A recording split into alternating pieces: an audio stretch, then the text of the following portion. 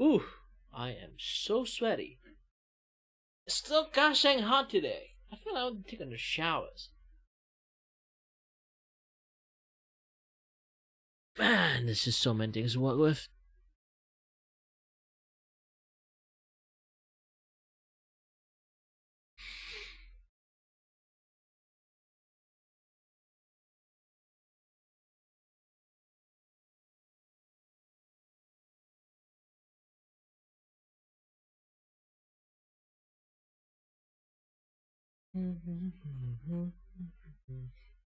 Hello there. Hold on. What was I doing again? Ah, yes, this one. Man, there's so many things I still need to like work. I kind of like some people might know, some people might not know. I am also like today I like doing like the rarest shit in the world. Go to visit some of my friends like stream. Procrastinate a little bit too much. Now I'm here. Now I'm here. It's fine, it's fine, it's fine.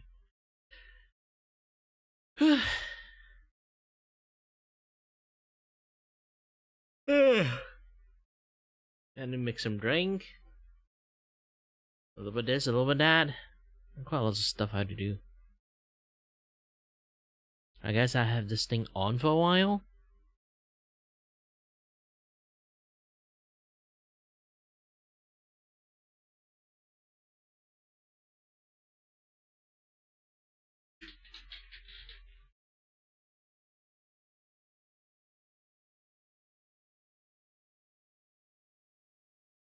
I'll be going off to make something and drink, and I again have to emphasize it again, I'm so fucking tired. Hey, who knows?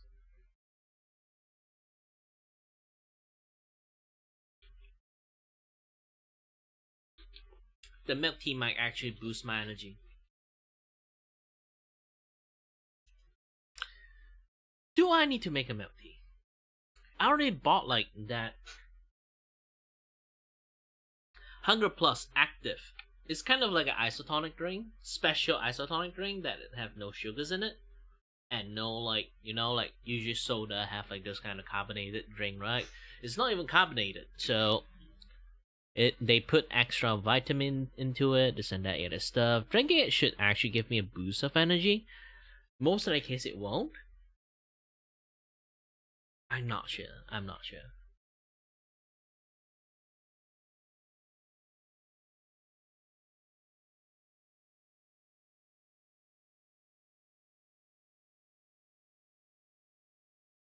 I feel I want to get to sleep.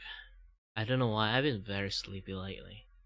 I guess I'm just like constantly sick, it's just never really fully recovered. So I keep wanting to go to sleep.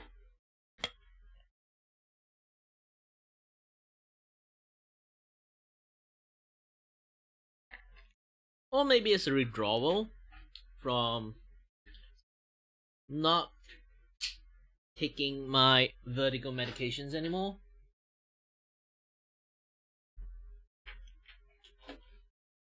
Sometimes I just get tired without knowing, and then I sort of like remember, oh, I haven't taken my medication for quite a while. Most likely case that is the case, so who knows? I get better or not. Let me try to grab. I don't know, where is it? Need to find it.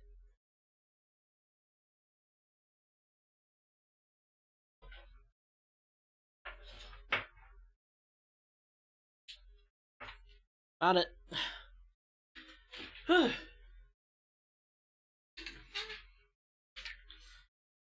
Man, I should have buy more. If I manage to get a jobs this month, because I don't really get any like art jobs lately.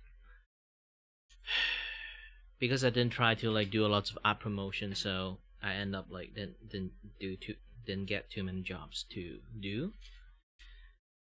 Animation is quite occupying of my time.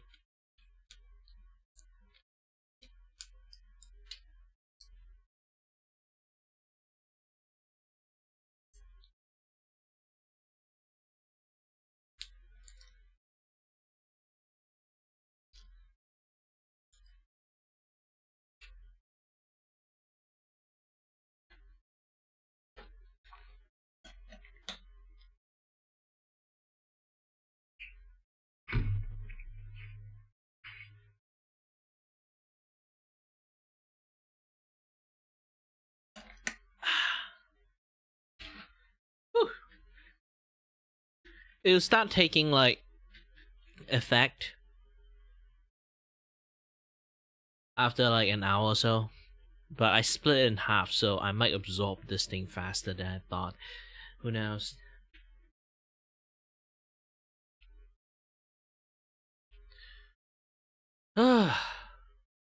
My brain, there's a lot of time, is just very dull and autopilot-ish. Like this past few days, my brain is just like in a very autopilot mode, to be honest. I just react and talk whatever it comes up from my brain. So I behave quite weirdly at times. I do have to fix this gosh dang bug that I have. Like if you do notice, like the chat thingy like keep flashing. That is a bug, but what kind of bug is it? I have no idea why it happened in the first place.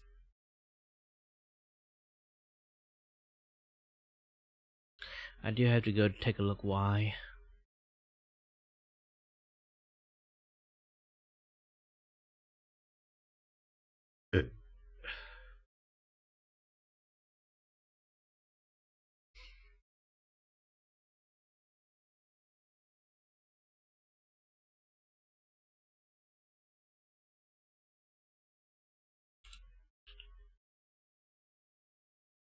Playback random.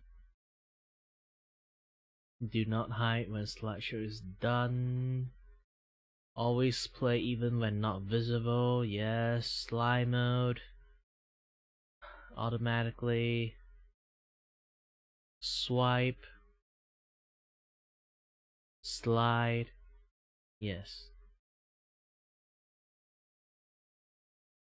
And then fade. Go back. See what happened on the next change. If it's still flashing, they might have some issues with the fade mode. I have to fix it by just using the slide, I guess.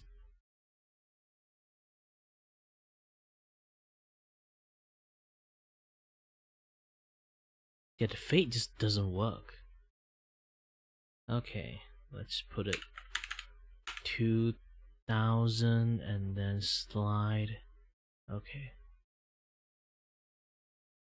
Yeah, I hope the slide thing works. Oh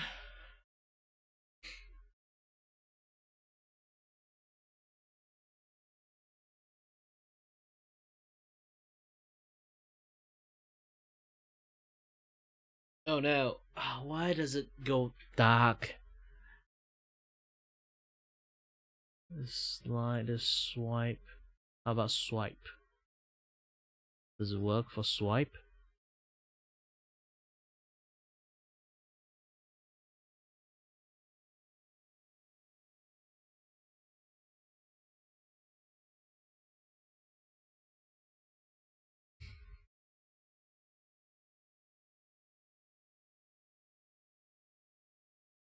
No, they keep going dark.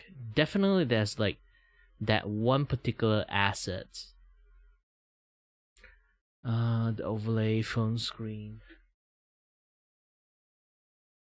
There's definitely have like one particular asset is not working that well, so they kind of keep skipping that one every time you play. Which one is it?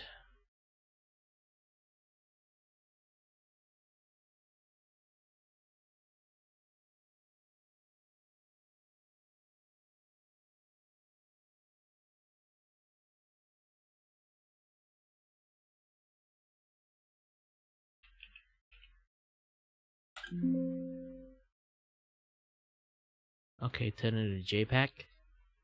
Let's hope it can read it. I think it's because everything is JPEG and then there's like one PNG. Is the one that causing the issues. I should update the file a little bit.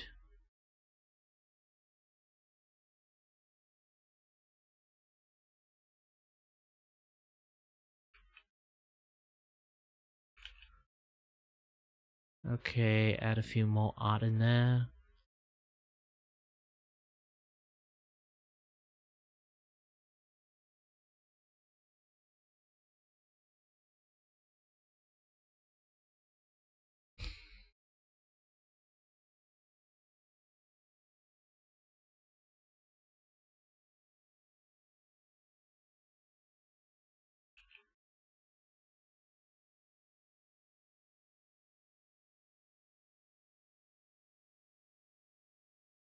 Yeah, it keeps flashing to darkness for some reasons. It is still like a little bit weird. I didn't even know why it happened.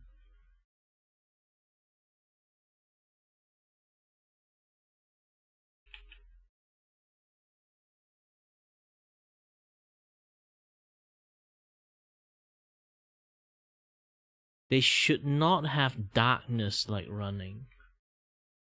It's weird.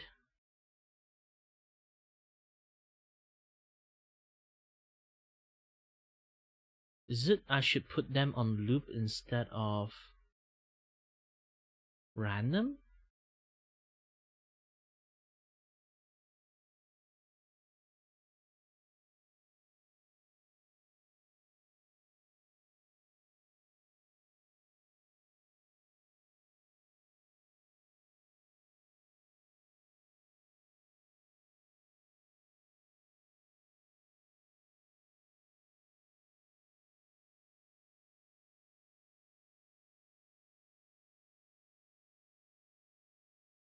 Just put them on default first. Most likely case there's something wrong with the display. Okay, I put this on default. And add a file. No. Add a directory. And then the directory will go to overlay. And where's the phone screen? Yes, phone screen. Select folders.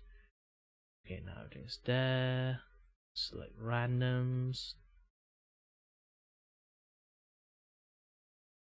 950. Swipe. Slide. Okay.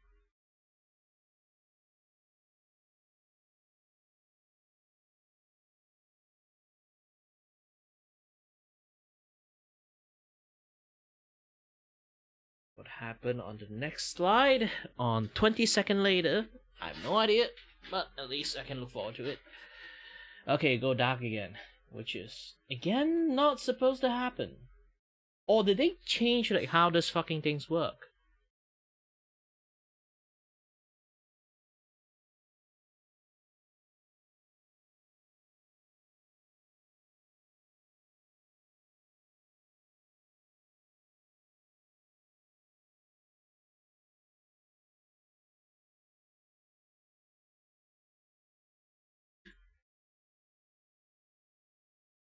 At this point, it's just cutting at this point.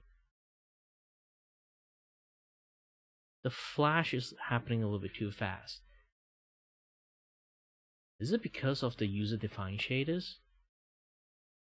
Let me try to remove the shaders.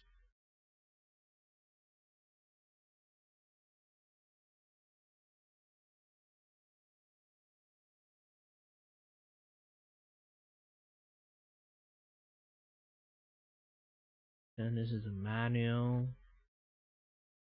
Okay. Every single time I swipe, it kind of did that, so I turn this into 2 seconds. On next. Yeah, they keep cutting into each other's. How about loop?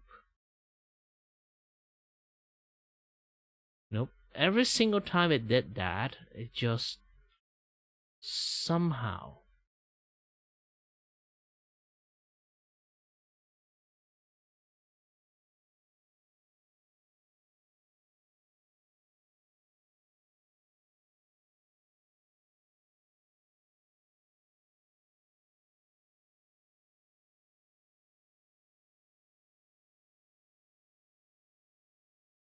In loop and setting.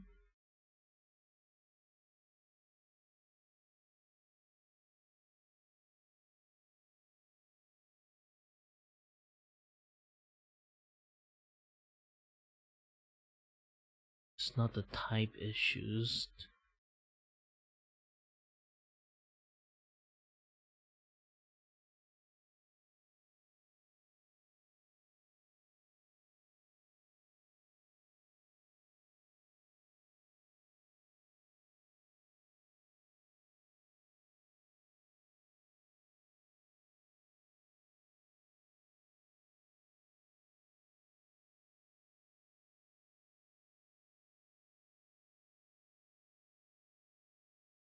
No, it doesn't work.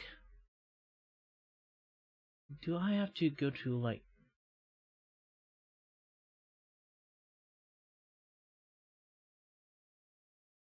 Nope, it doesn't have swipe.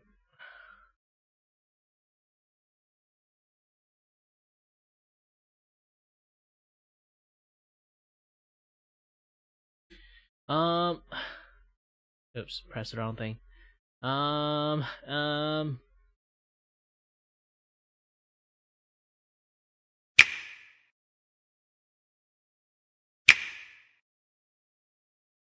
Okay, it doesn't work that way.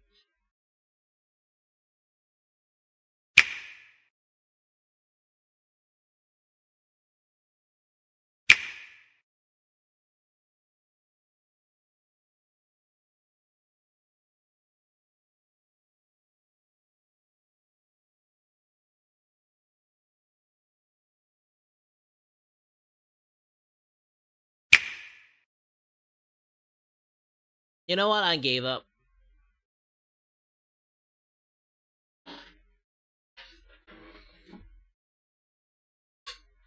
The idea is neat, having like this thing like keep swapping itself, but man, it just keep fade to black. Like not fade to black, they keep cut to black and then fade to this. It's not supposed to happen. If you put slide, it would just transition like slide to the next one. Now it just keep doop doop doop doop doop. If like this, I guess like this one is better, so they don't have any like transitions. So switch to automatic. Okay, just let it do its job, I guess.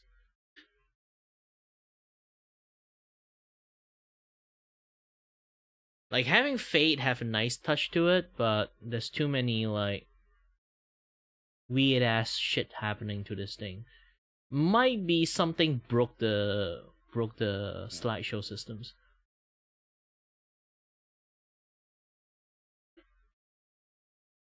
Let's check the internet. Can I find a better slideshow?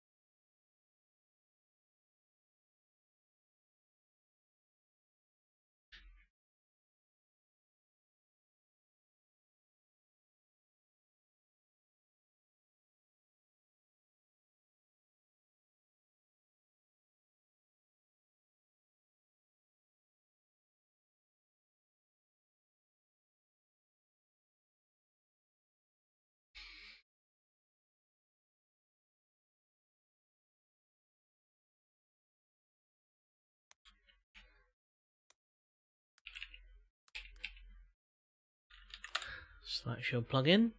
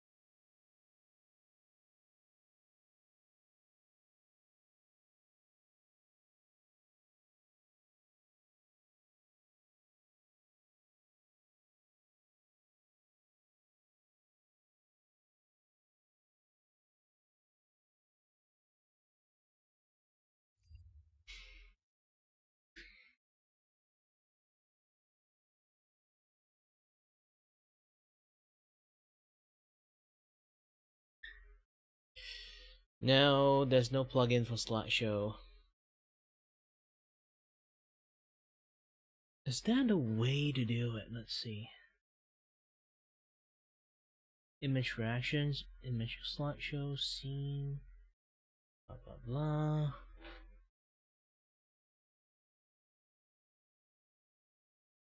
If I put media sourced, can I put a slideshow on media sourced?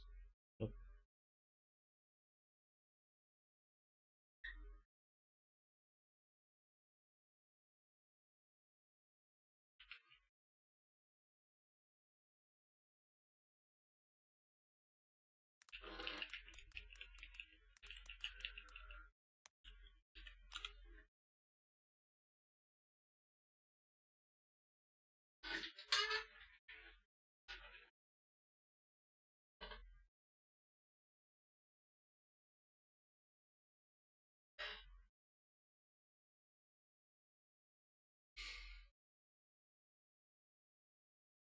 I need to go to the toilet a little bit.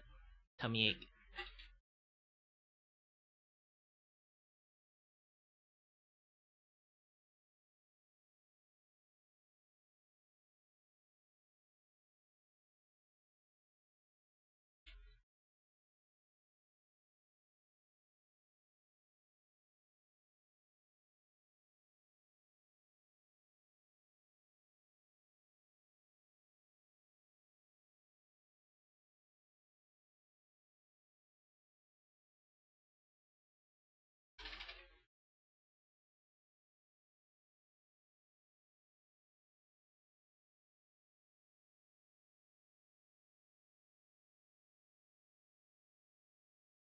Wait a minute. Where the fuck is my phone?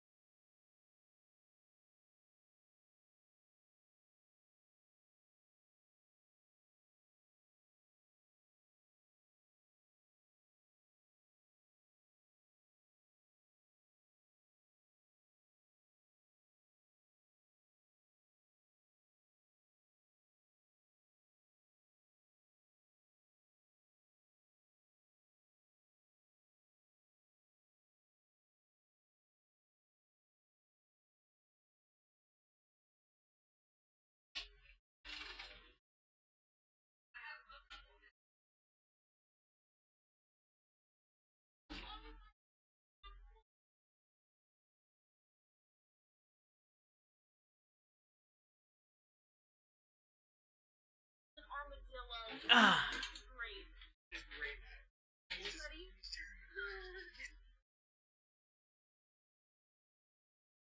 Alright. Oh, there's still quite lots of stuff we have to do.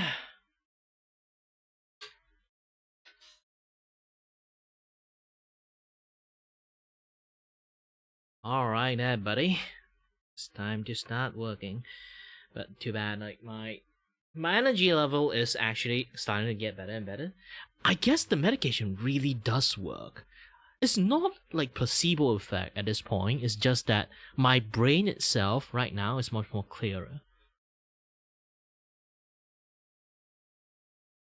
Is either that or manage to shit out the poison out of my body.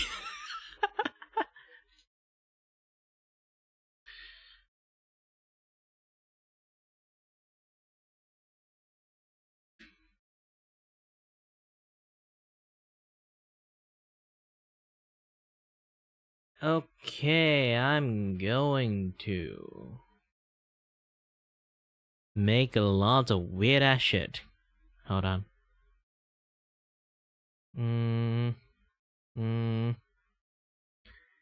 Okay, let's go for natural.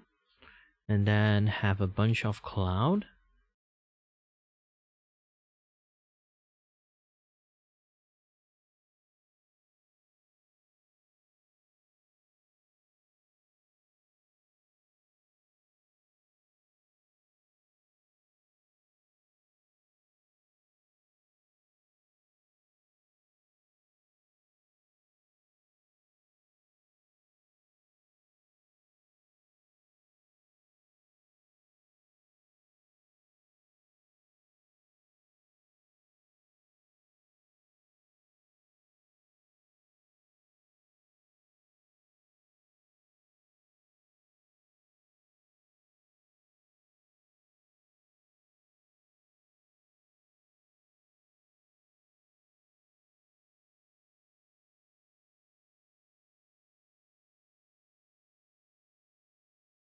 Okay, with this, now I put it right behind it, and then all I need to do is to cycle through shit and see which one works. Ooh, color dodge is nice. Glow dodge have their own like unique perks too. It's just that, you know.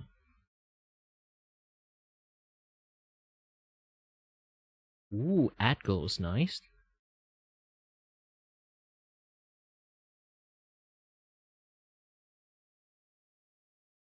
Overlay, add glow, or add. Okay, let's go for hot light. Hot light, too much difference. Yeah. Vivid. Pin light. Hot makes exclusion.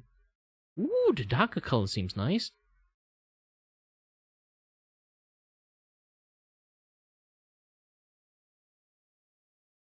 Divine blessing. No, it's too bright. Hue is okay.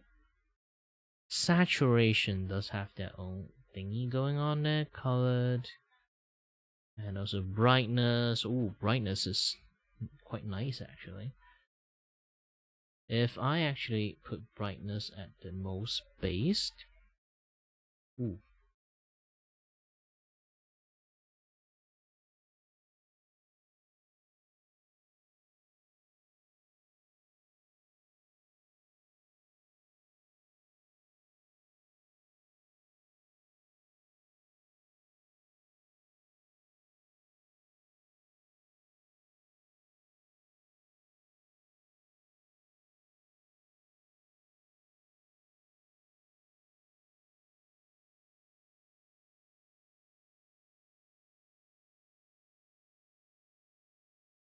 Yep, I can put like an add glow on this one.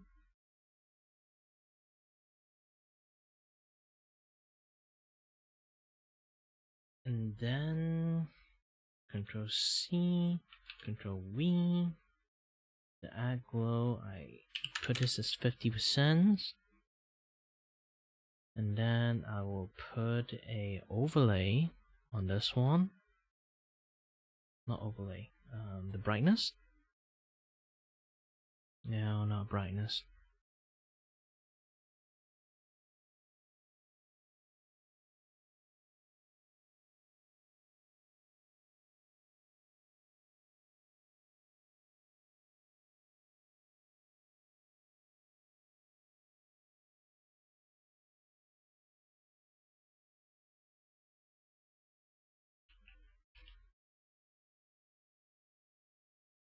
And this one on overlay. Brightness is better. Okay, with this, I can do a little bit of animation magic going on in here.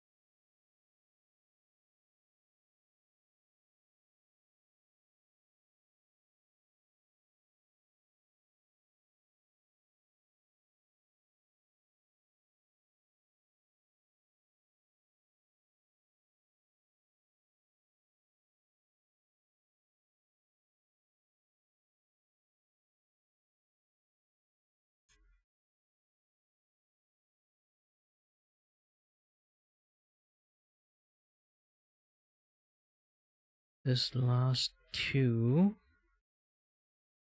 I will have this particular one start from the left. This particular one start from the right.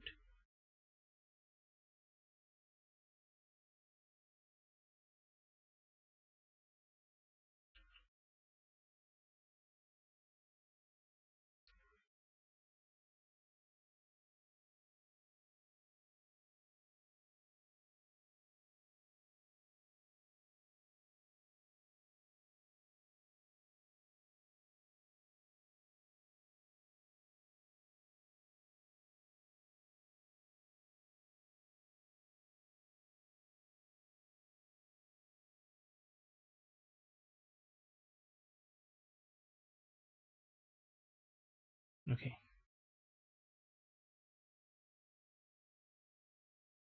Again, this one start from the left.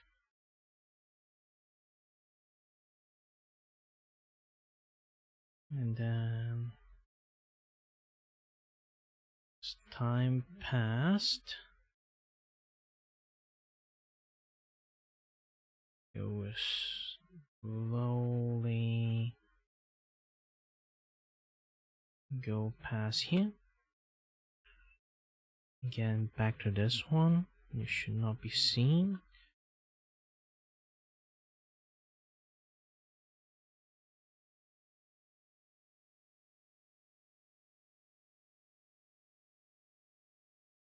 Same, you should not be seen.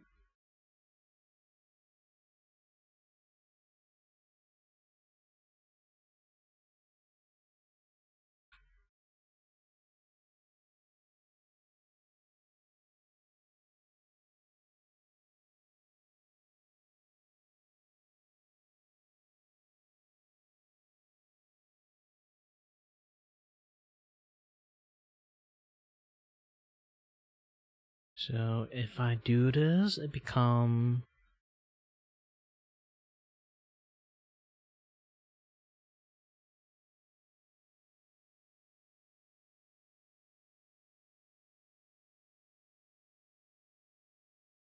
No, it was too visible.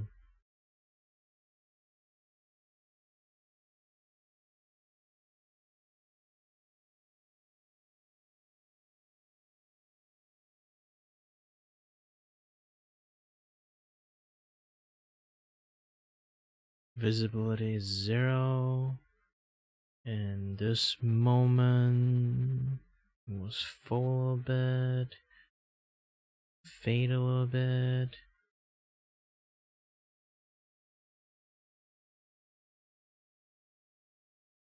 Back to 50%.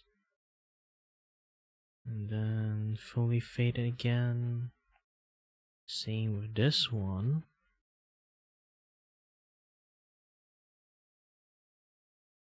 At the peak, you go fully faded. Then you half.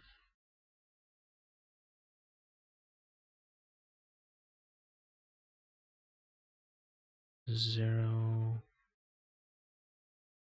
Dark.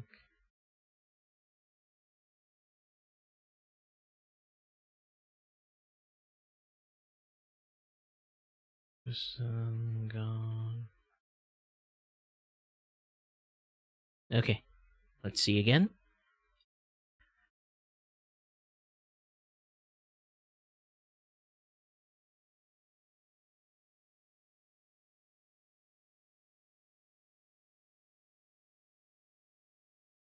Okay. With this, I also need to change this one.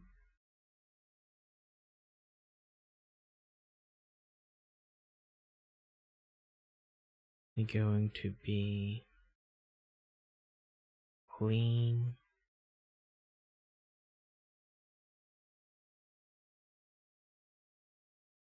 Half.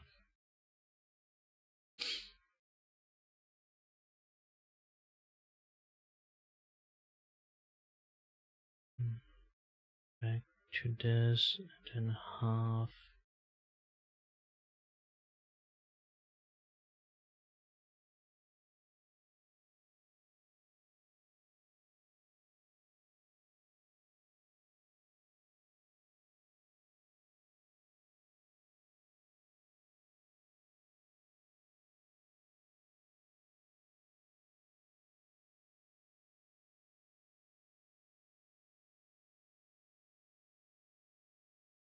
Okay, back at it again.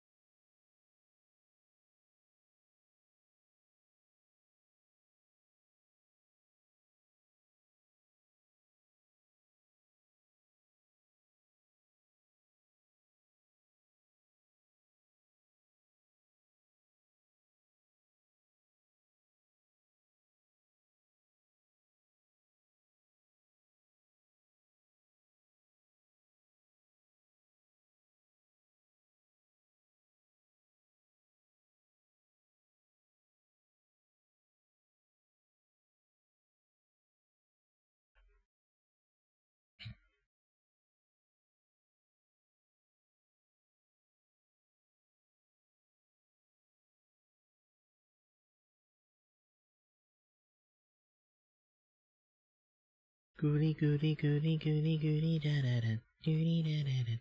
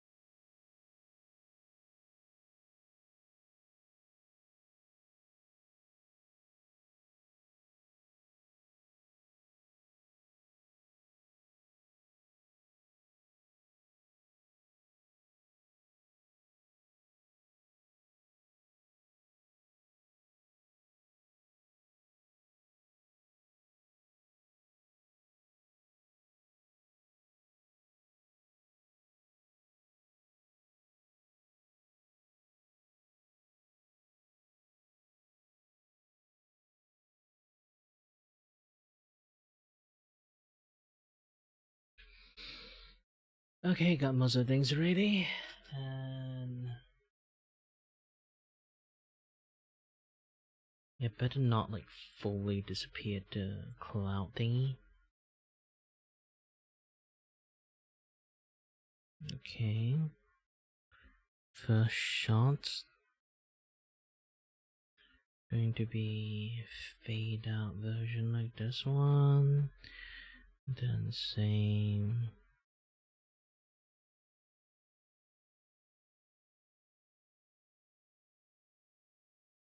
At least have quarter of them.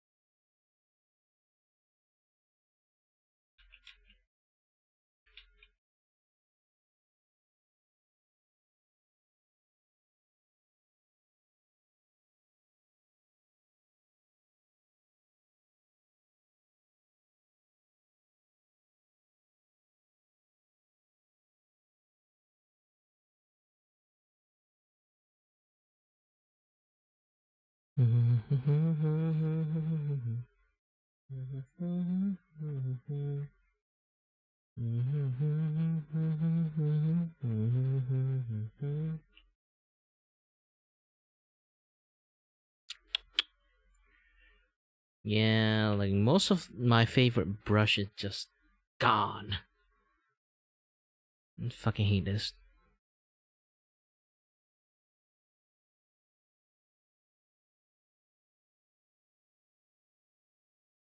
Yeah, like this glowing star one I have is just gone too.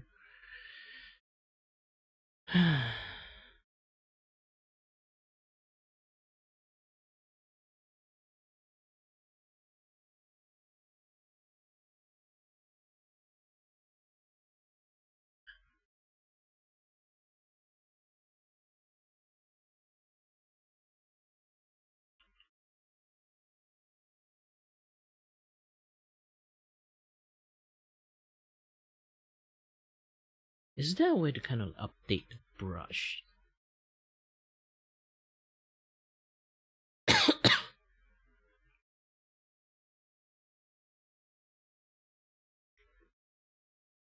Sort of like scroll down to the most ancient brush I have. I've downloaded.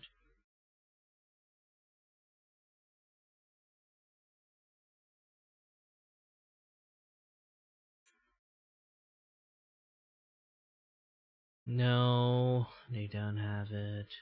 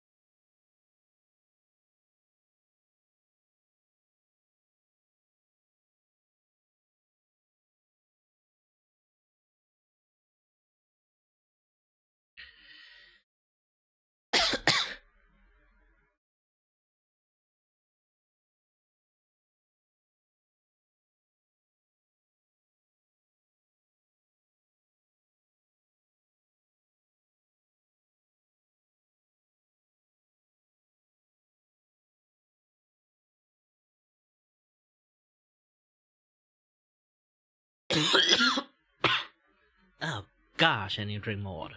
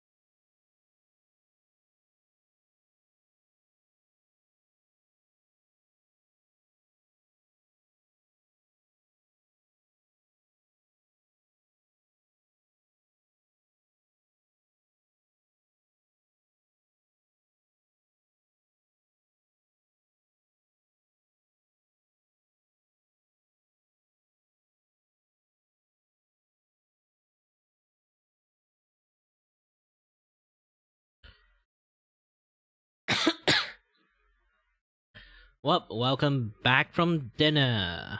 I am doing weird ass shit.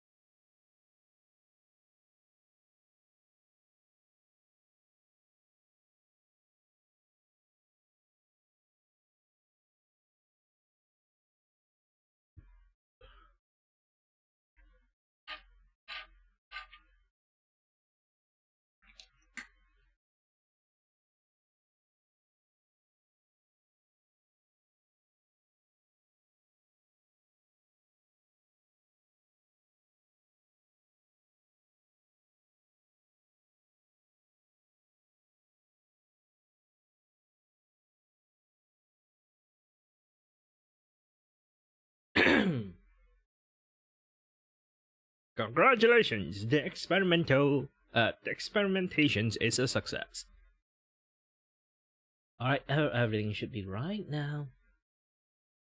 To be honest, I can't actually like speak how I used to.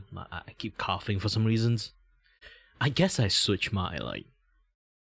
I guess I really switched the voice a little bit too much, the high pitch one. So I guess I'm just going to speak like this for quite a while. I just keep coughing nonstop. I could not help it. And no, I'm not trying to be sexy, so yeah.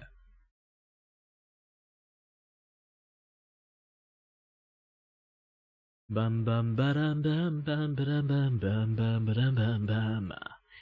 Bam bam ba-dum bum bum ba-dum bum bum bum ba-dum bum bum bum bum bum bum ba-dum bum. Ba-dum bum bum bum ba-dum bum. Bum bum ba-dum bum bum bum bum bum ba-dum bum.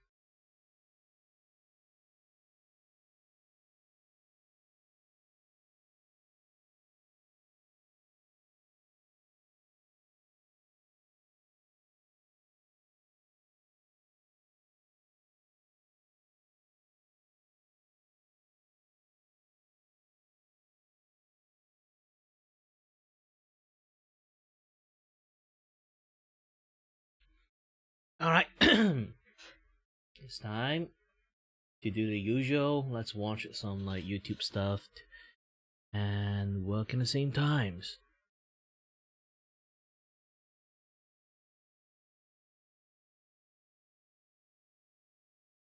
Yeah, I spent quite a long time to just like craft this thing out. I did rely on like a free image, but I did animate it in a way that like it is like how I normally can only. I used to have a brush to make this statue, it's just that the update have completely ruined it. So all I can do is just this.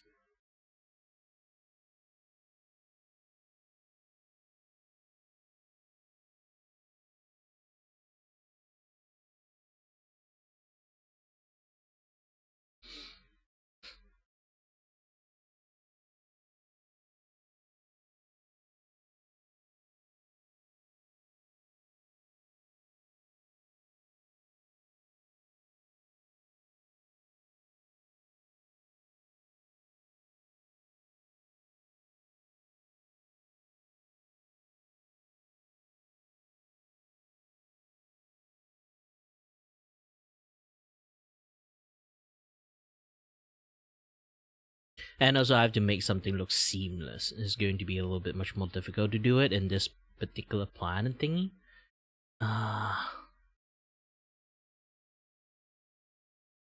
Looping animations on the Gashang planet in 5 seconds is very difficult. Yes, I'm already making this thing for 5 seconds. I kind of like already like did my, this like tryout sections. Usually people will get like 3 seconds of stuff. I just, didn't actually do it that well. And also like for some reasons, this thing is still not working. Oh, I forgot to turn on. Oh, alright. Now it's turning on. Oop. And this one.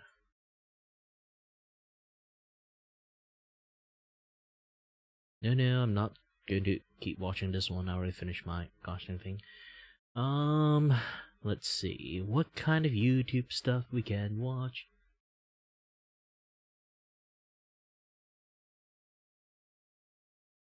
Oh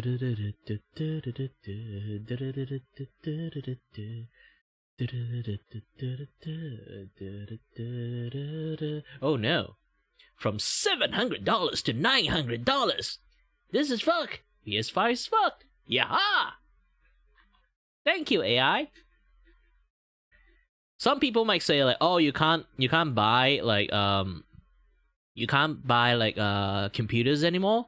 Then buy a console if you want to play a game. Now even console is fucked. So yeah, you guys are fucked. Your generations cannot play any games, sadly. You can only watch people to play a game at this point. I feel fucking sad for you guys.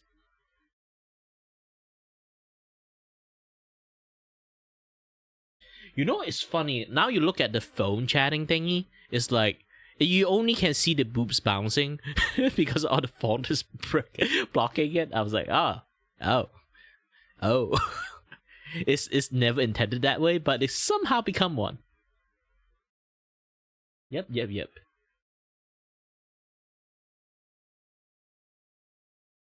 Let's go into some history. I did watch something is that I do want to rewatch it, like for you guys. Yeah, I'm trying to find like the where is it?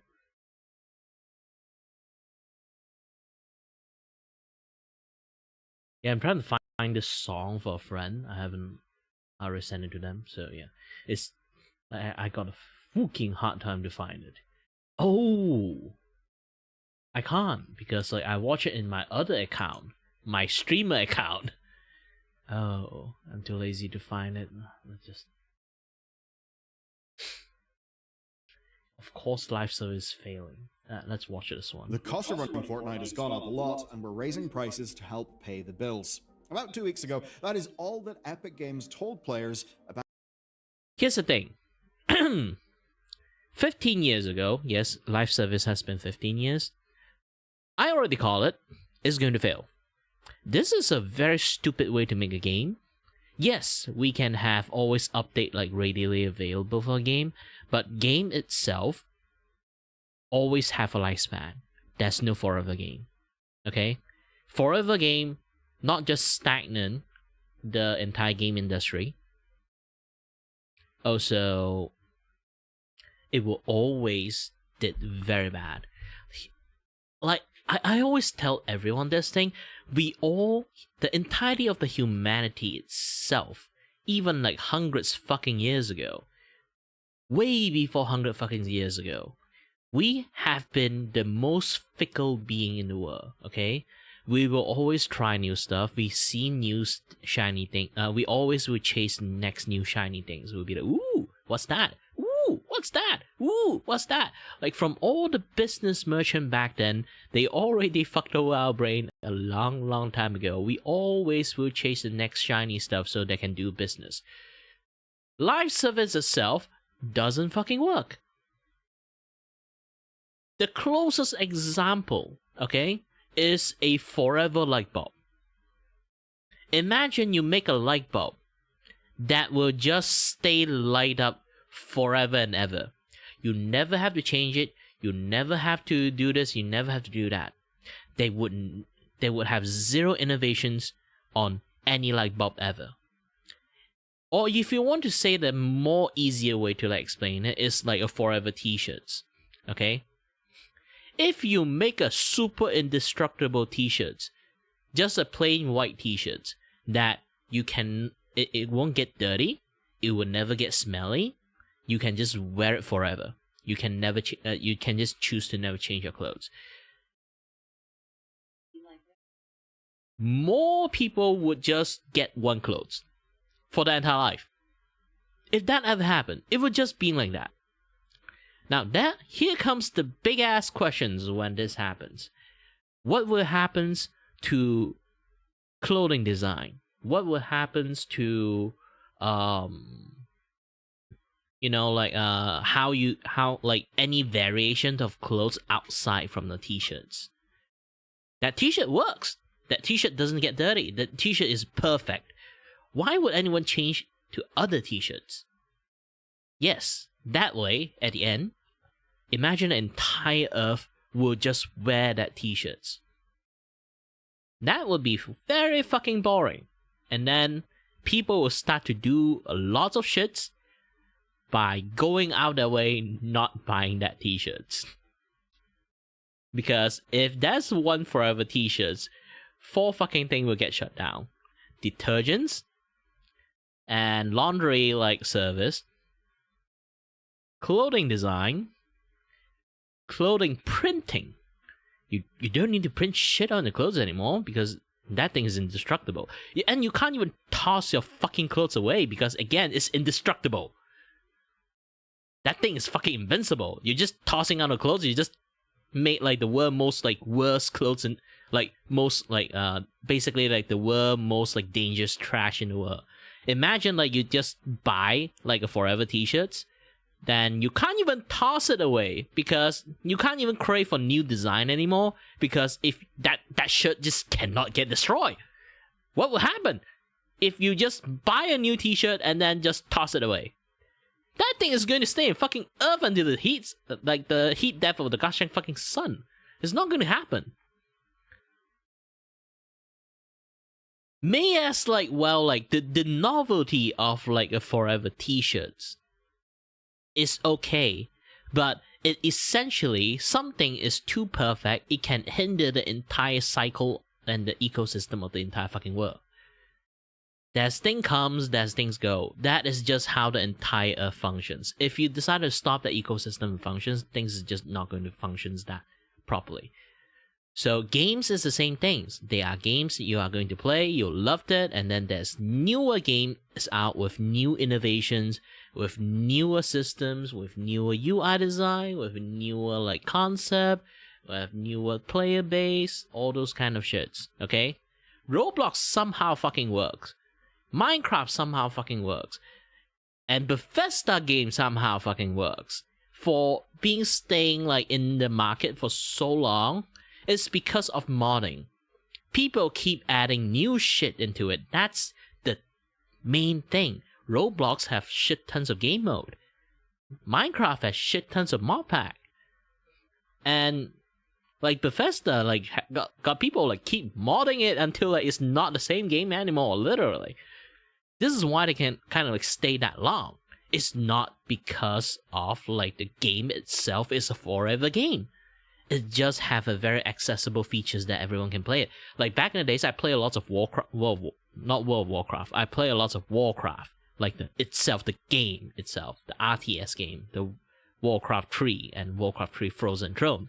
It's not because I like RTS game, I shit at RTS game, but they have so many custom maps that people created in such a creative way. We can play so many different game mode in there with various different like there's like RPG style game, there's tower defense game, there's like zombie survival game, or like custom like castle defense or Axial Siege, Green Circle TD, Legion TD. Like, there's so many TDs actually. But there's so many fun game is made with human creativity. You can, if you really want to make a forever game, make a platform that people can play. This is how Roblox being a thing. Fortnite technically have that too, but nobody touched that fucking features because you need to be like a certain level of game development to actually do that. And people who play Fortnite, they favor on the game Fortnite than the the Unreal Engine, like using Fortnite to create more different type of game. Nobody touched that shit. Technically some people did, but not all. So yeah, that is because of the complexity of using Fortnite to make a game versus the complexity of using Roblox to make a game. Roblox is a very old ass game. It's basically like using the most simple system to recraft a game. Same with Minecraft. You don't need like advanced programming, like gaming knowledge or like game development knowledge to actually make a game. But in Fortnite, you need that thing to freaking works. They don't simplify it. Even they simplify it, they only simplify it for game developers, kind of like not like people who have like game development knowledge to do it. It's not like your average Joe can just learn a little bit of coding and then be done with it. You just replace the textures, you just change a little bit of movement, this and that other stuff. No, they even have like set movement already given to you. You don't even have to change it. But in using like Unreal Engine to remake like using the Fortnite stuff to turn the entire thing into a new game, it takes so much fucking effort.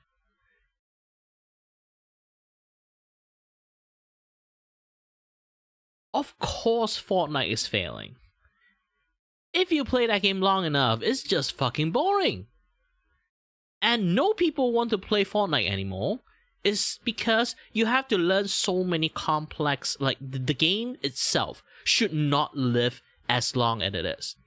Because it's highly technical game. When I say highly technical game, it's like they provide you a little bit way too much things for you to develop way too complex skill to do it. Okay? And as time passed, more people would actually understand how to play the game. More older people invented more and more like complicated like tech to kind of like one up with each other's. And once they did that thing, no new player would go in and get immediately one shot by all the high tech players. I never play Fortnite. It's because I tried it once. I shot a man. He built a tower in 5 seconds. The fuck I'm going to fight that guy for? Because no build mode is there for a reason, but there's still like the understanding of like the meme of like you shoot one guy, he immediately built a fucking twin tower just for you to shot at. You know people want to play that game. Even you give people no build mode, they still have that meme in their brain. It's not going anywhere. It deterred so many people. Same with League of Legends. People only watch other people play League of Legends nowadays because it's just so hard to get into it. You buy one wrong fucking thing, you did one wrong fucking move, you get flamed, you get scolded, you get toxicity immediately out of wazoo. All this game have one major issues. They can't be there for long. League of Legends is almost like itself is a gosh dang fucking miracle. Because no MOBA can survive long. Even how much I love Hero of the Storm, because of Bobby Kotick fucked over the entire communities, only veterans are in that game. I go in there, try to play for fun, I play as Mordan, I miss one skill shot, and then 5 fucking people will start flaming at me non-stop. No matter how fun the game is, the sweaty guy is always like going, I'm not saying the sweaty guy is going to ruin the game. You remove the once the casual is gone, the sweaty guys is in there only, then you would deter even more casual people in there. Even though the game itself is a fucking casual game. Like, even Hero of the Storm is a very casual, like, MOBA. I love the game, but man, there's so many sweaty people is in there.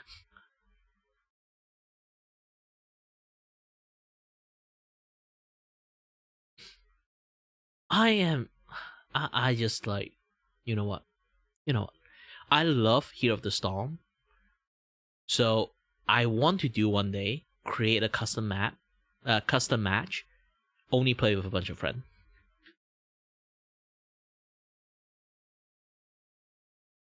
I will try to organize a stream like that. Okay? I will try my best to make a game of Hero of the Storm works with a bunch of people never played before. Go in there, play some Diva, crash on the wrong ass stuff, and died. Have fun!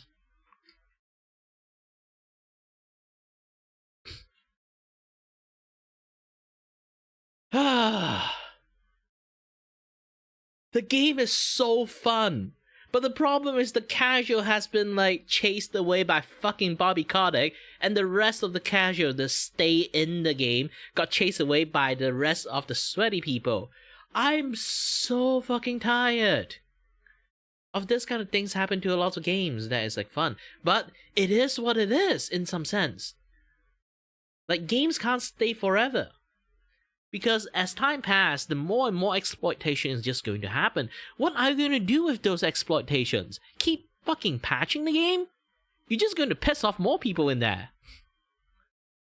Like, hey, I'm having fun with this exploitations, and oh no you don't. We're going to patch it like next week because we want this game to be forever. Oh, and then you nerf a bunch of like tech that people just like use pure skill to create. And all their effort literally wasted. This is why it pisses people off if you just keep patching shit up. Like, oh, I found this gun is really useful in Fortnite or like in like Outriders, and then they're like, oh no you don't, and then they patch it up. Now the gun like shoot a BB gun. It's now a BB gun now, and then it'll be like, oh fuck. And then you'll play another, try another weapon. You'll be like, oh, I find this gun is really useful now, since that gun is not useful anymore. And then it'll be like, oh, no, you don't, we're going to patch it. It's not going to happen anymore. Like, again, like, I have the fucking foresight to see this. Just make a game for that particular version. People have some fun in there. Just let them have fun. Just make a new game with a new model, with a new type of system added in there. Have a little bit of fucking innovation instead of just keep tweaking the fucking number every 2 months.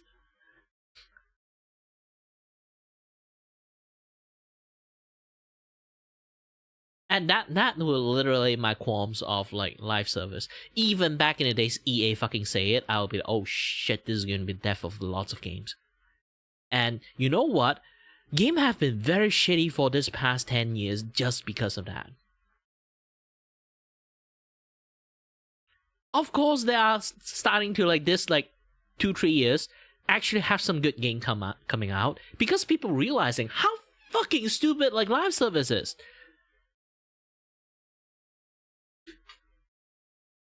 Man.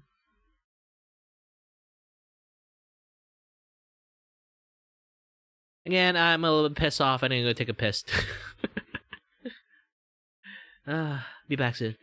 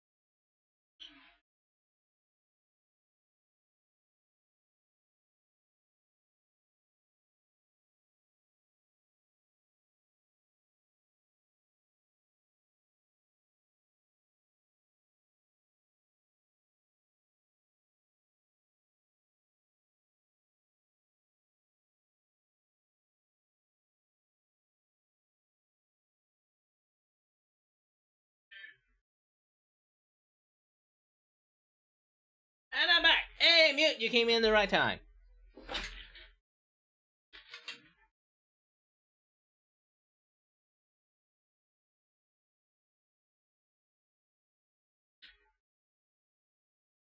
Yeah, it's not really beautiful yet. It's just I didn't even like make the console yet. I just I just jumping around feels like I should make the like the beautiful part first, and then have like a very inferior like character rendering in here. I'm not a very good like render artist, sadly. If I am good at rendering art, then I'm not going to. I won't be doing animation. Sadly, like the truth about this, okay? That's a very ugly truth for me. The reason that I do animations, okay? The ugly truth is I'm actually not good at my job. That's the truth. I'm not good at like making animations. Not animation, like illustrations. I can't draw beautiful artwork. I only got shitty artwork. Here's the thing, when it comes to animations, you actually have to simplify and shitify your artwork itself, so you can make like animation much more easier for you. You can still stylize it as much as possible, but at the end, it's still a very simplified drawing. It's really hard for you to make like unless you have like a big ass team, okay? Unless you have a big ass team, you don't really choose to make something like Violet Evergarden like level of anime, you know? Like, I'm just a dude in the internet. I don't even need that high budget of animations there. Like, no people need it.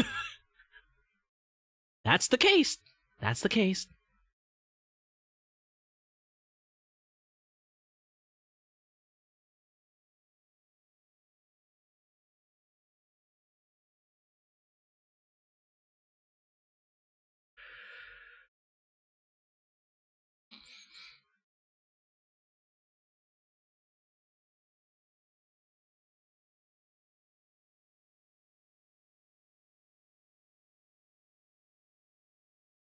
Oh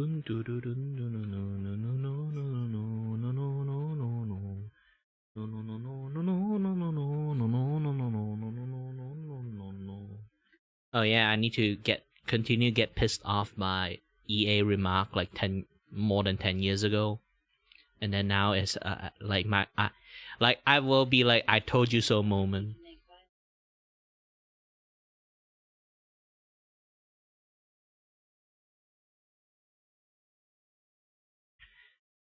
Well, you definitely can do that, but you have to have like, if the background is super fucking nice, your foreground and the subject itself, the characters or any subject that is going to be highlight, is need to match up that level. It's not something that can easily produce. It's not. It can be produced. It's like you can't have like a imbalanced level. When it comes to animations, you always need to balance out your level of background productions with your foreground productions. If they are not matching up, it feels like the thing is what we call uncanny valley. It's better to stay stylized on everything, like stay the same stylizations in the background and the foreground and the subject itself, rather than like have one realistic background and then like have like a very cartoonish guy going on there out there. Unless that is like your sense of style on the animation, you want to make it that way. Yeah.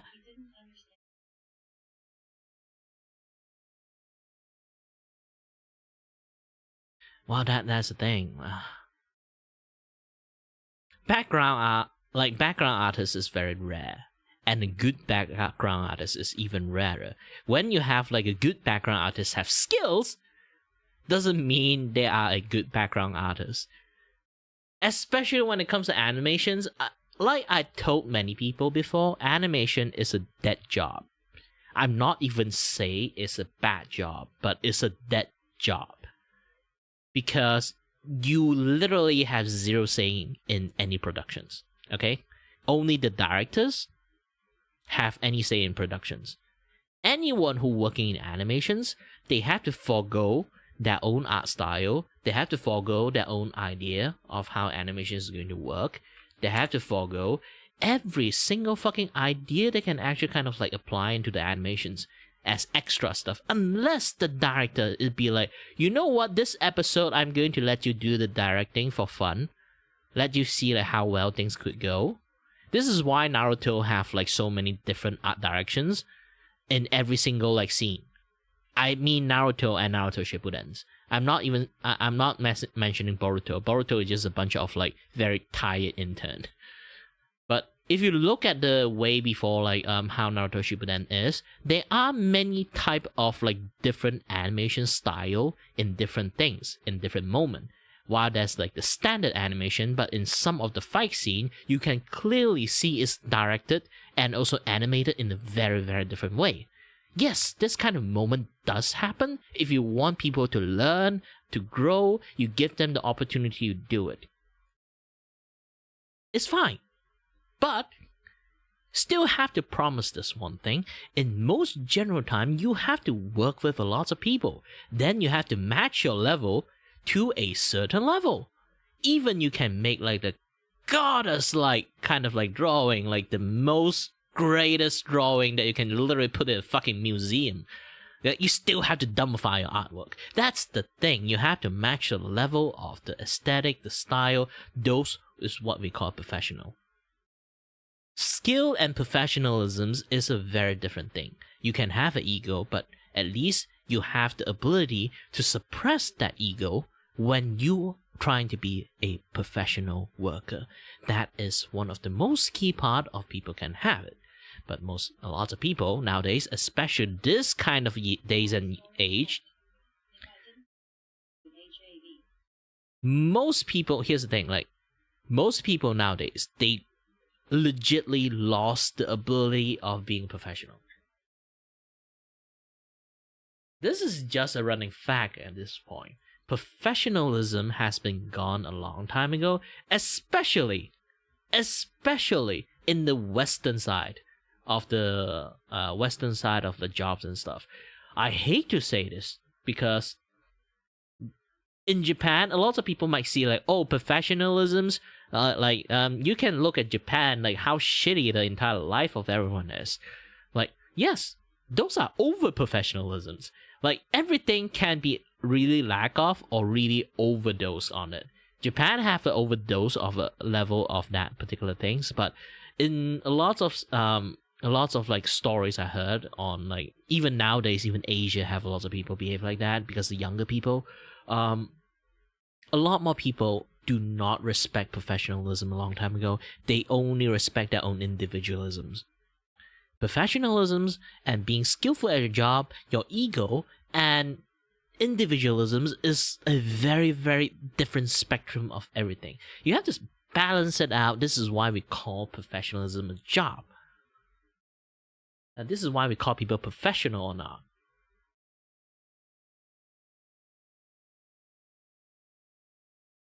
I personally, the reason I kind of unemployed, and I also tends to love to work with just myself, the main reason is that I am a very, very selfish person.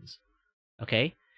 I'm not even saying like super selfish. It's more like I am a selfless person, but also at the same time, when it comes to my own thing, I am so micromanaging. I should not be a fucking boss, but I have to be my boss. I don't really like to listen to order from people. I know that part of me, but when I work with people, actually I am a very like robotic worker. It's basically like that individualism of me just turn off and then just become like a very robotic hard worker.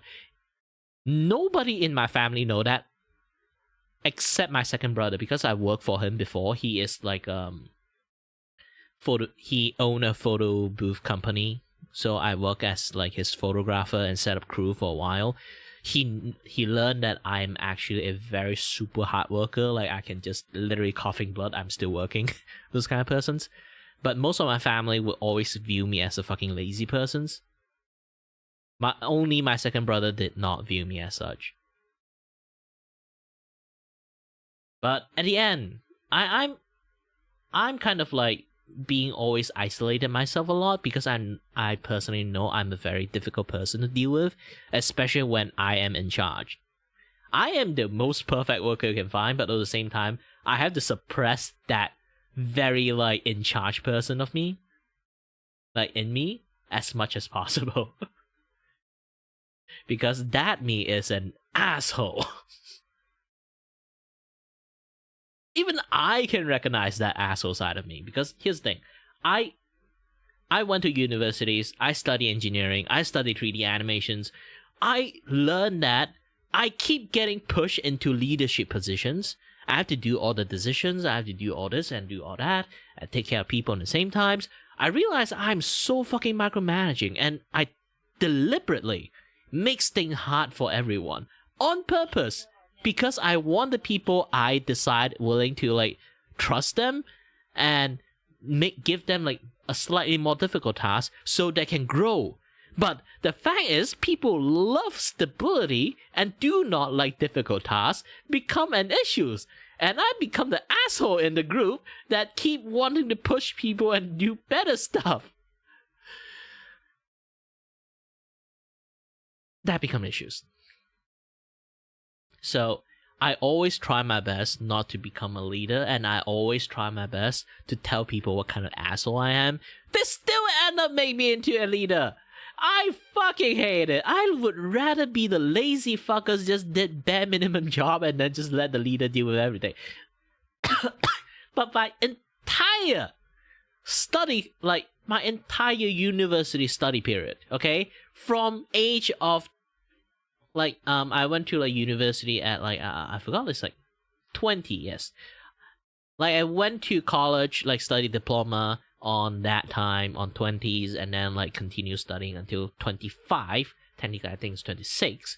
All those years, all those fucking years, I've been studying like straight up for 6 years. I just have this like issues that I keep getting into being chosen as a leader. But the worst thing is, I'm basically, my entire team is a straggle of people that do know people want them, okay? All people are like stupid. I won't really say they're stupid. It's more like they are just either A, lazy, or they have like some certain problem, either with communications or this and that other stuff. It's just everywhere. Nobody wants them. They don't have friends, they don't have this, they don't have that, or either that. So I always get into straggler group every single semesters, every single different class, different people. I'm not even kidding. It's not like, at least if I get into like a straggler group, okay, if we work together like a few times together, then we would at least match each other rhythm. At time pass, at least I know, oh, this one have this problem, I just don't give him this job. That's fine. But no, every single fucking project is a different people. Different straggler. So I become I need to be super micro adapting on every single thing. Because everyone have their own issues. If I don't micro everything, it would be a big ass problem. Here's the thing, I never actually work with people that I work more than twice. So I end up in situations that I always have to be the asshole in the group. And I try my best not to be an asshole, and I try my best to just cater to everyone, just be a yes man, and the project kind of sucks. And when I'm trying to be myself, I'm an asshole. That's just so many things. Like, it's just fucking world. I have to deal with it. And especially on the engineer times, I suffer the most. Because, like I say again, every single time everyone is just either incompetent or like lots of things. So I have to do everything myself. Engineering, when you study it, in many cases, I would say, it's a very difficult subject. You already like, if just the project itself, like each individual people already have to do more than like 2 to 3 people worth of jobs when you do one project. And when you do a group project, if anyone is incompetent and then they either is not really matching up with teamwork or anything like that, you have to take on their work, which is like you already do 2 or 3 person job, and then you being a leaders, you already have to do 5 or 6 person job, and then you have to do all the stragglers jobs. Then you become like 8 to 10 people worth of work. I did not sleep for so many fucking days. And I'm not even kidding. I literally stay awake 2 days straight, multiple times within a week, just to work on lots of stuff. And I am much more stupid nowadays. I feel like all those sleepless nights that I have literally gave me some brain damage. I really cannot think that straight anymore. I know back in the days I'm actually quite genius. I'm quite smart. But now I can't say that anymore because my brain is just in loading mode quite oftenly, to the point that I'm kind of scared that will I get Alzheimer one day? Will I do this? Will I like become like a forgetful person one day? Like that is the actual certain fear that stick to me even now. But in many cases, I say again, it's a very harsh work that I was working with. It's basically I have to do everything else, and I ended up collapsing twice. I didn't let my parents know. I didn't let any of my friends know. I just faint twice, and then the second time I'd be like, "Fuck, I'm really like doing like a very bad thing to my body. I should not do that to myself." And I'm trying to like dial it back because like the second faint, I'm actually was so sick. Not sick of things. I mean like physically I'm actually under the weather and super sick. And I decided to trust the people that working with me and then let them deal with this. Like I delegate more tasks to them and let them deal with it. Everything's on fire. And then on the meeting with the lectures on our progression of our works, to cover their own ass, they basically just, without discussing with me, cut off everything that I was involved in. They get all the praise on how well the job they did. I did all the things though. And I was so shocked I didn't say anything. Because I'm already really, really sick. And I was too shocked to, people just lie straight up in front of you. It's just... And then got backstabbed. In some senses, it is backstabbing. Got thrown on the bus, something like that. And...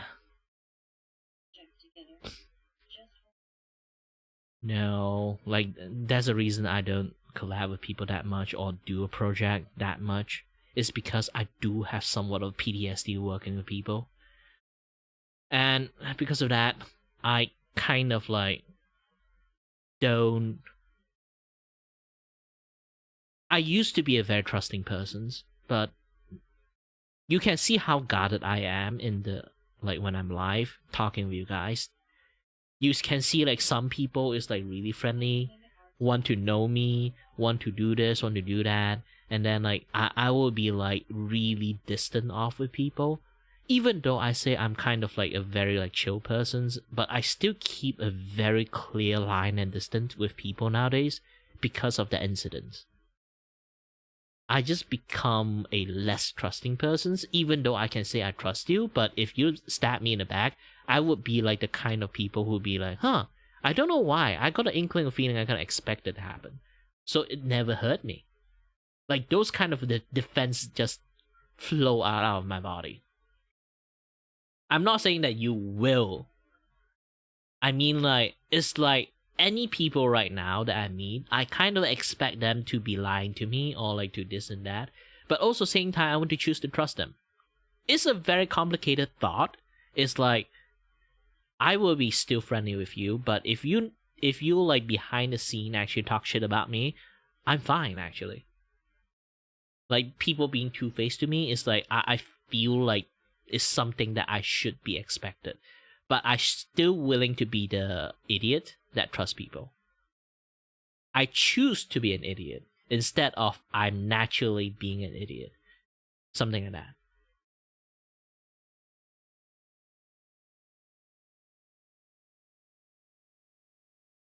So that's that. So I don't do too much things anymore.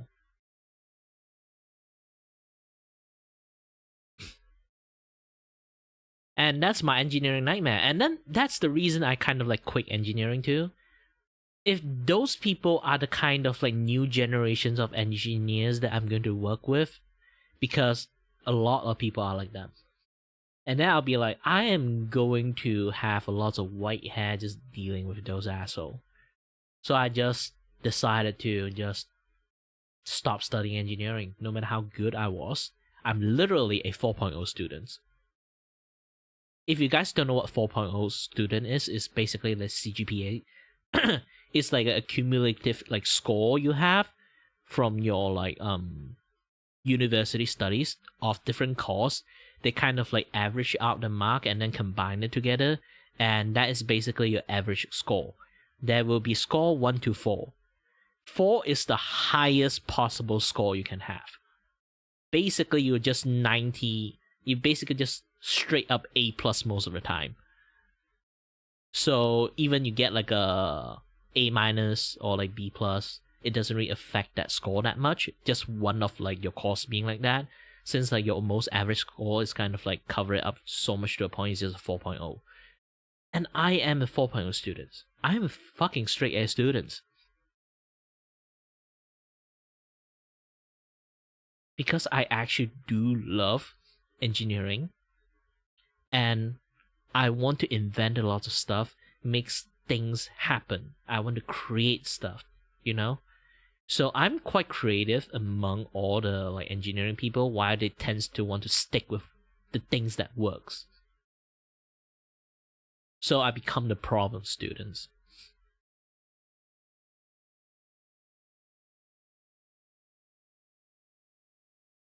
But yeah, those were the past. I don't even have like too much of a memory about back in the days too. I feel like my body is like actively like rejecting like remembering all those things. So I can't even recall that much memory about it. I only can recall that part of memories. I do have some fun times studying engineering, but man, the sad time is just covering everything. Even my 3D animation days have this kind of issues too. Like, I'm not sure it's just people incompetence or I just have too high of expectations. At this point, I might be the problem. If 10 projects behave like that, means like I am the core crux of the problem. I'm not going to be like that. And I don't know how to fix it. Maybe I'm just so super fucking unlucky. Like every single time I just like have a lot of like clueless, like incompetent people just around me. Maybe. Who knows? Or I'm too micromanaging. I just don't know. Because I kind of stopped working with people a long time ago. And I over-explain things a little bit too many times. So it does make things like even harder. Like try to think this. You deal with idiots for too long. You always try to explain it in a way that idiot will understand. But the problem is, if you actually talk like that to someone who is actually capable, they would get fucking offended, okay? Or you just over-explain so many things, instead of like giving like better instruction, you just fucking confusing them. And I did that so many times, it becomes such a bad habit I cannot control it.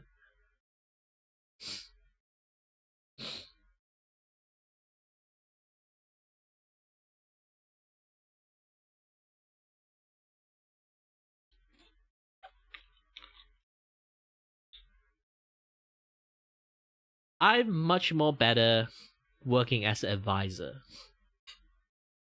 You know? Not even like vice leader role, as just literally the guy just talk shit. Having a guy who talks shit actually is a very important role. They are kind of like the moral guideline for the entire project. It's not exactly a moral guideline. It's more like, you know, like it's more like keep things in line. You know, just have a little bit of foresight to oversee everyone and then predict what is going to happen, at least give them like advice, like, oh, if you keep doing this, this would happen. If you keep doing that, that would happen. And then give them like a multiple choice decisions, see what kind of choice they want to do. And based on that, I will still have to form a plan accordingly. I know when I say it like that, it sounds like a leadership role. But so far, the way I work, I have to do all the things while doing all the choice, and I have no time to observe. When you lack the time to observe, you can't really be a leader.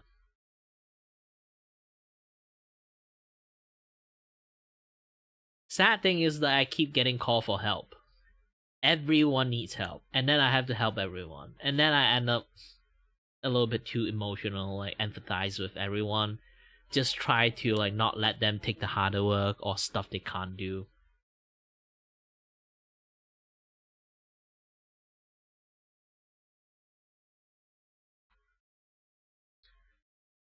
Yeah, this is why like hazing ritual is a thing.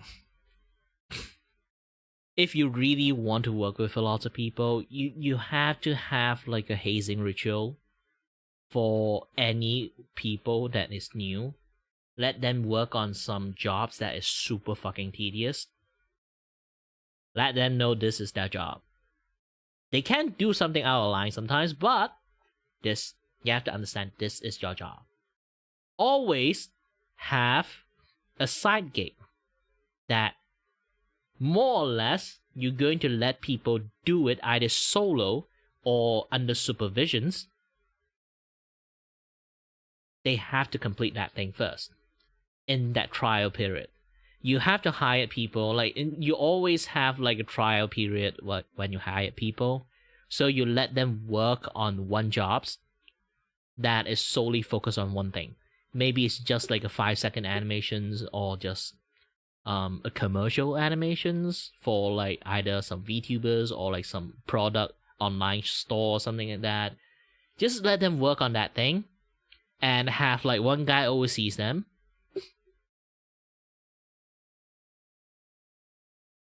And just try to make it difficult for them too.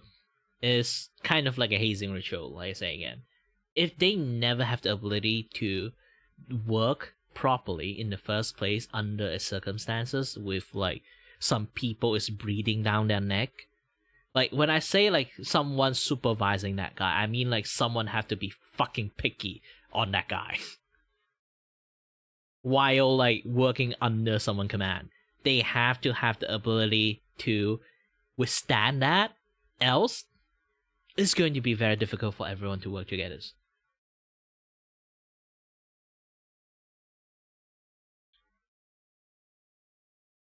Once he managed to finish that job, technically you can say the trial is finished. Or you want to at least let him work with like multiple variation of job, like one commercial animations, one like YouTube animations, this and that other stuff, one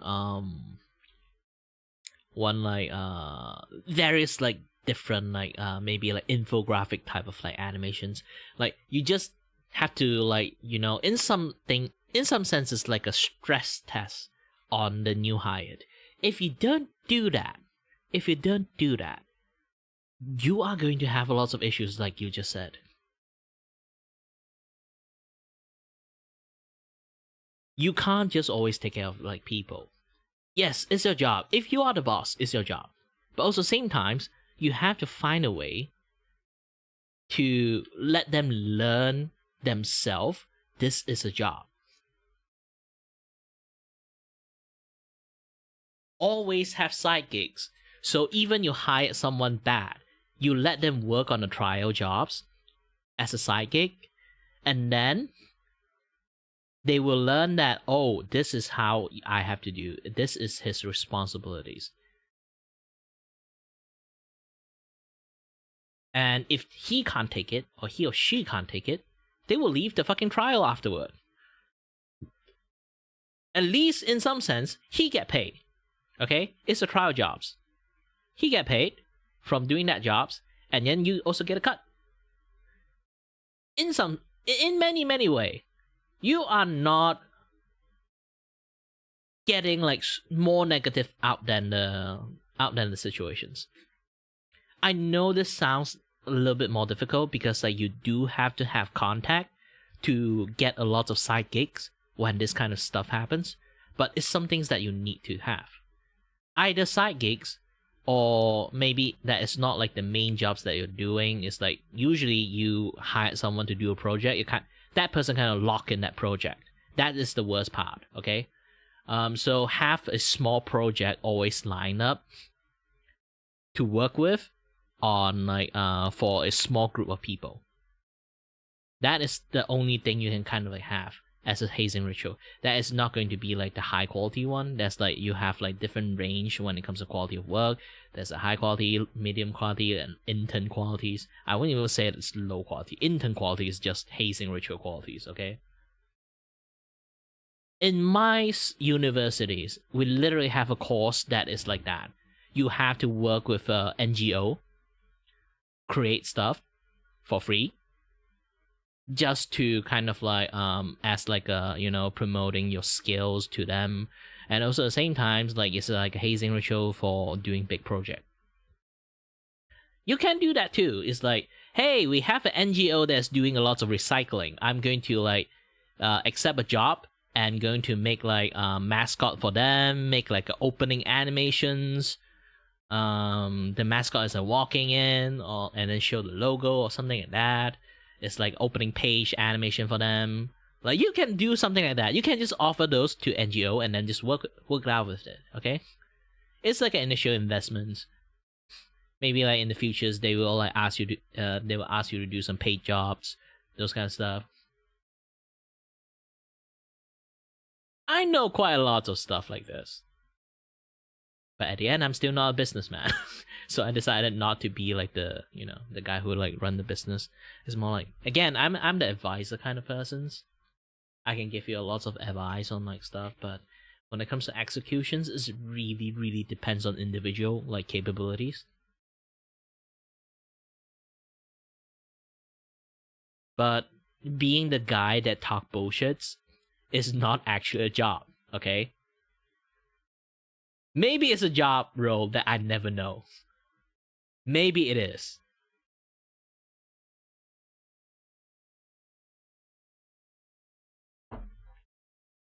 I know that job is literally called consultancy, but I'm not really qualified to be a consultant. Try to think about this. Like, if you want to become like a consultant firm, you need to have experience on that job first. If you don't have experience on that job, you just bullshitting. That's the thing.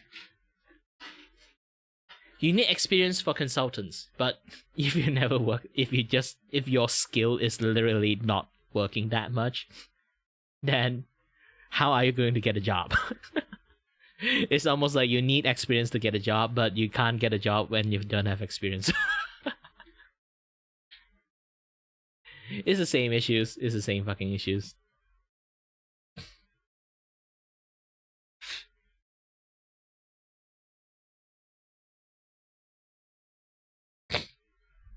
Hold on a bit. Where's my drawing pad? It disappeared. Oh, my phone is like underneath it.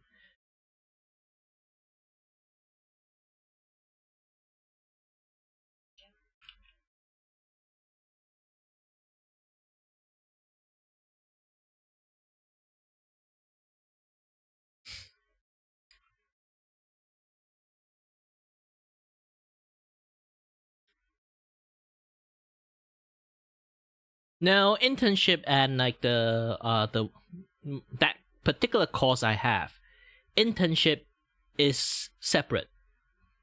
I have two different like job courses. And that course, like, one is actually like you have to do one big project with a group for an NGO. And then you can actually negotiate payment if you really want, but generally like you offer it for free. It's much more easier. You know, people always like accept free ass shit. And then there's also the second courses, which is one of the last courses for you to like study, is the internship one, which you actually get paid from doing your job, but you have to find a job first. But again, it's a very different thing. One is to do one big project as a commissions. Oh, you give them like a difficult job, they can actually do it. Yeah, let them shit talks. But generally, most shit talkers can't actually like do the walk the walk. They can say they are very good at walk the walk, but when they actually do it in such a when you start working, you will experience like a certain environment that a lot of people can't handle the pressures. What you have to provide is a very pressure environment for that particular moment only. Once you make sure that person can actually handle pressures very well, then yes, you can let go the pressure a little bit, let them have some easier jobs. The next one you actually do. If they can't take it, they want to leave, then let them. Of course, I'm not telling you to just be a dick immediately. You have to let them know about it first. Like, don't do stealth hazing. You have to do like a very open hazing, okay? Let them know this is going to be like a hazing ritual for you to work with. We're going to stress test you. If you can handle this, then yes, welcome on board. If you can't, then you can, once you finish this job, you can leave. It's a small job.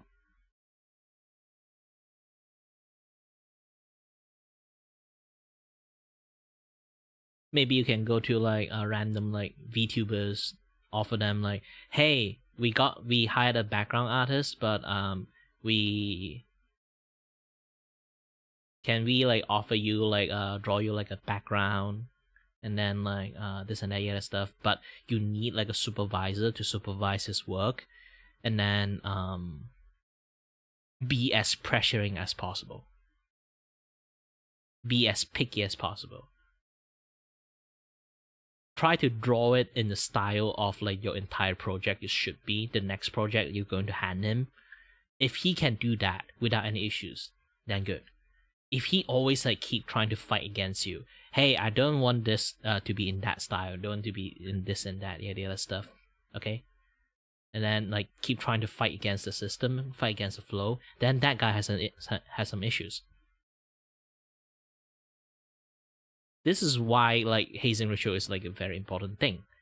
You have to create a situations that is going to match up on the next big project you are going to entrust to that person's. If don't, you immediately toss a person into like a big project, it's not going well. Even that person is like have a very good first impressions, or he is like very skillful persons, if he can't handle the pressures and then just, by sheer stress, they will become a different person. That's why it's a discipline issues. Hazing is also quite well to teach them discipline. You have to slowly make them like, it's like trying to have a fish, okay? You need to put them in some certain temperature of the waters to acclimate them first. Slowly make them like being able to like work out in the waters. You can't just toss them in the fucking fire pit and expect them to be able to jump back up. They might be able to do, but they are going to be very unhappy about it. Being a boss is difficult, but it is some things that you really, really have to get people to understand what pressure is. You have to have like give them like one basic job, and then have one guy breathing down their neck. Yeah, that's why you need that so it doesn't waste your fucking time. Imagine you just immediately hire him for a big job, and then that guy just can't complete like the most simplest task. So this is like one of the things that you have to do it. It will help you like in the long run.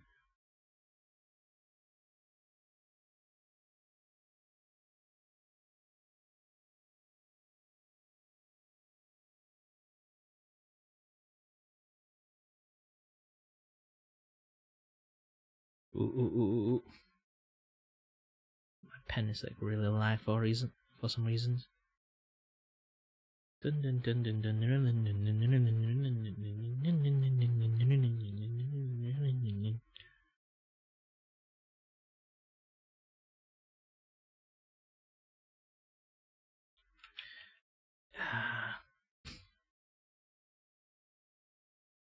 think the line is a little bit too thick. I see this in some like drawing hack. I'm trying to like test it out. Does it work or not?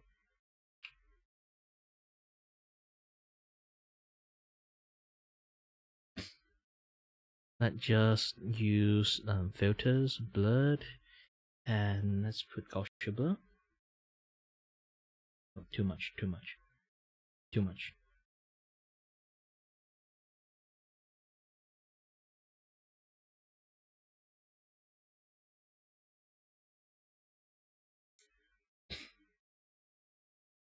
And then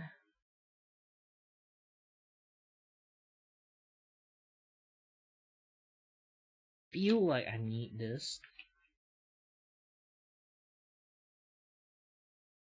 to be able to blend well with this one. So you know what, let's try to blend them together.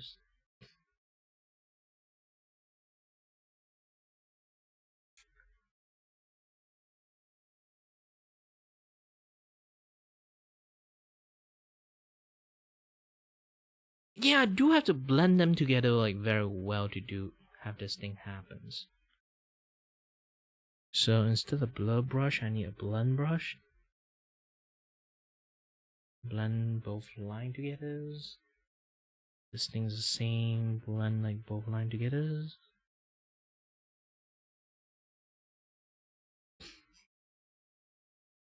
Yeah, it does have like that nice tone, but I think I failed at it a little bit.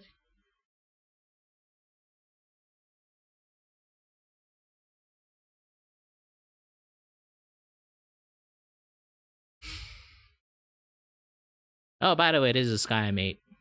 I think you've seen it, right? Still haven't made the console thing yet. And the planet itself.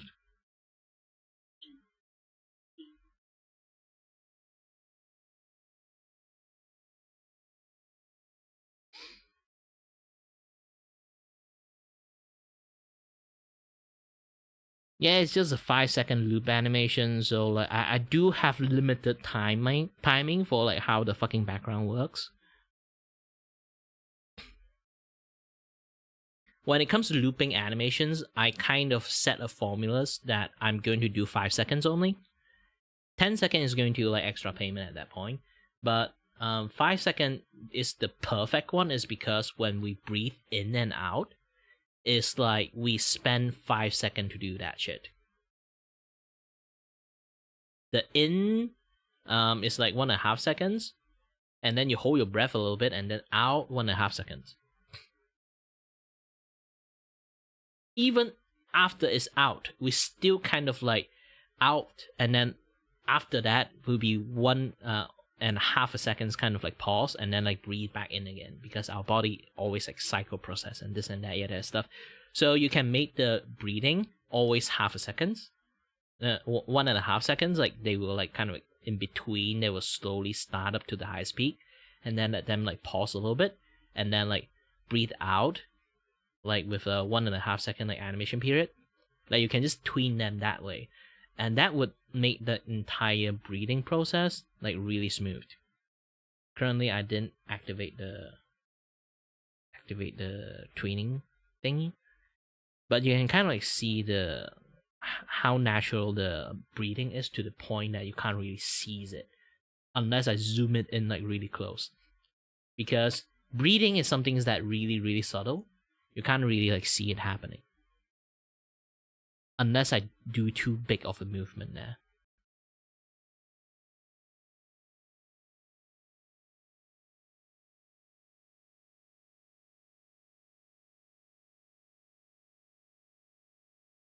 This is more or less like a very puppet ass mixed with like frame to frame. Yeah, in Clip Studio, strange. See?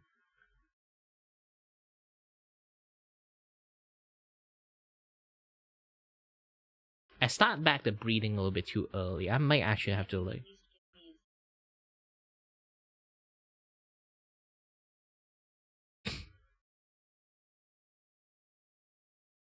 Nah, just get like a very simple jobs to do.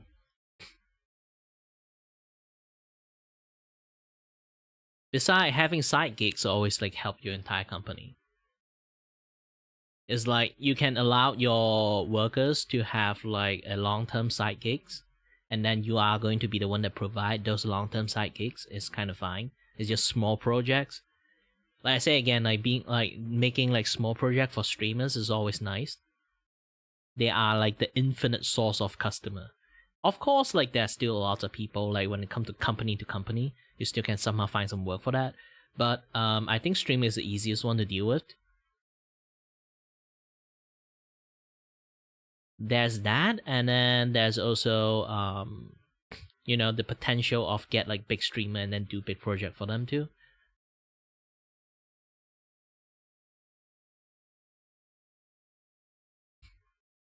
But it's going to be expensive. You just have to expect like not a lot of streamer have money.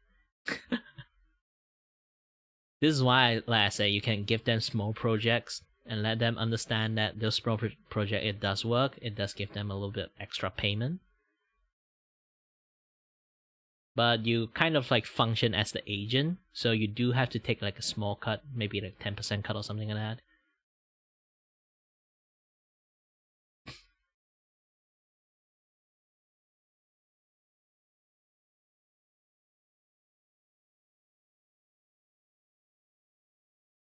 Like I say again, it's just like you can see like I have a background, right? It's not exactly a background, but imagine like you want to say like I will make like a animation background loop, okay? And then you ask that like VTubers or like some certain like streamers that using green screen, like I can make a very very nice background, and it's animated.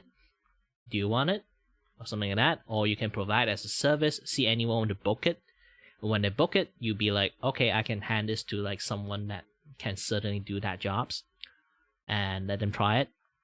Because again, streamer don't really have a lot of budget. You can give them in cheap, not like super cheap. I mean like reasonable cheap, and then let them try to make them like do as perfect as possible. Not a very like not it's like a very well kind of like fine tuning. It's like making like small animations, like handmade animations for them, all those kind of things.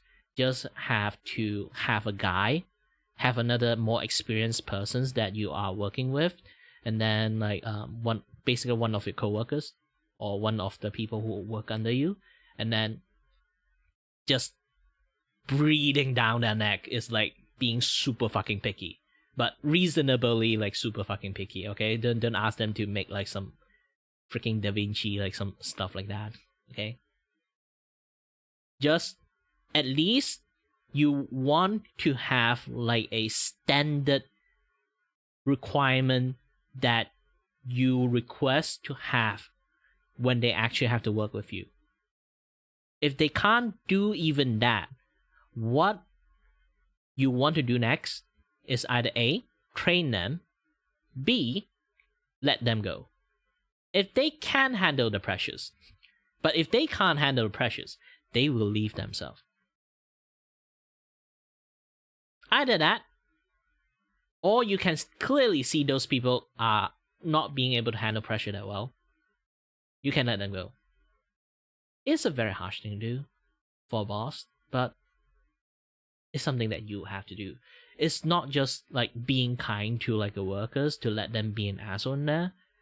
It's not kind to your other worker. Those are false kindness. You are the one who hired them, then you are the one who have the authority. Of course, do everything according to the fucking laws, because especially in America, there's a lot of people quite super happy, but still, try your best.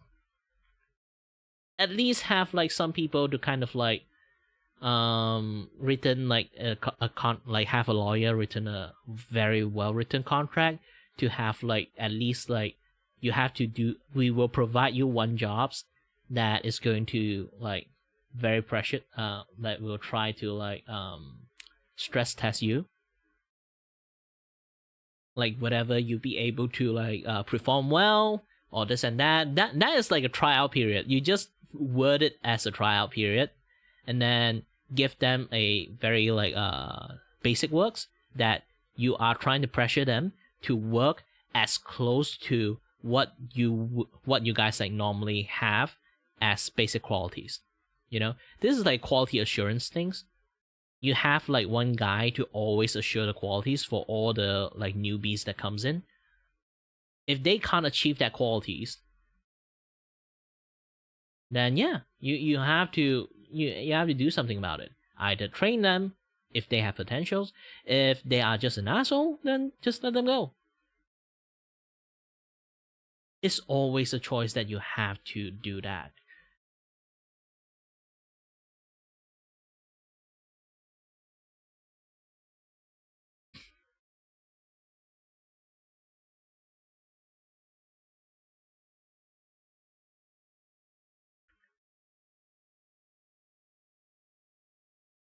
Especially when it comes to art, there's so many people with like individual ego.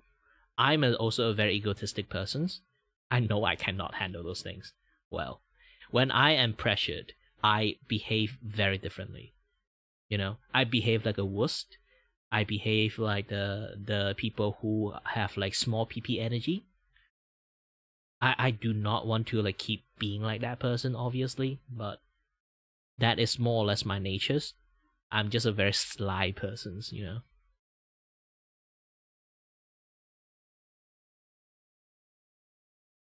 I'm trying my best to be as honorable as possible, but I'm kind of like a, you know, a rat.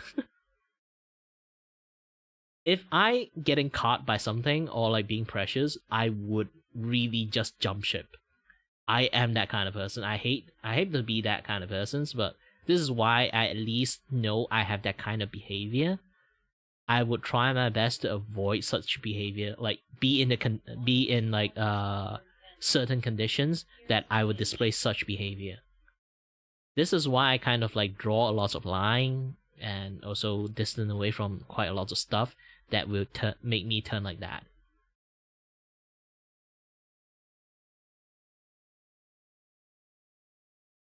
It's more or less a life experience.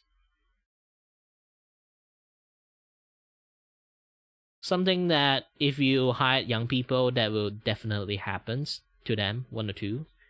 Because there's always people who can't handle pressures. There are always people who can handle pressures. But for young people, they are going to experience it in the most brutal way. So it's something that you have to expect.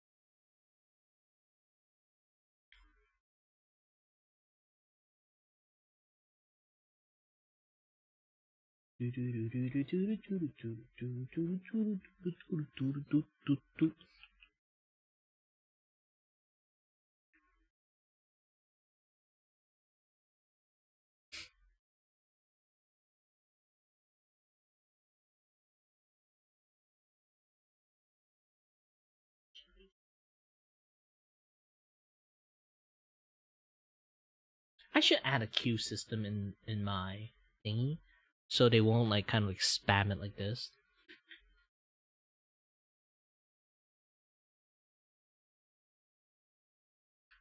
Some things that I will work with in the futures. I have so many work I need to do.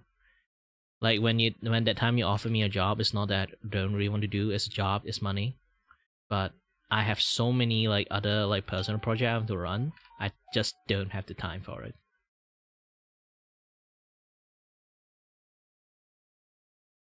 I'm also running a business.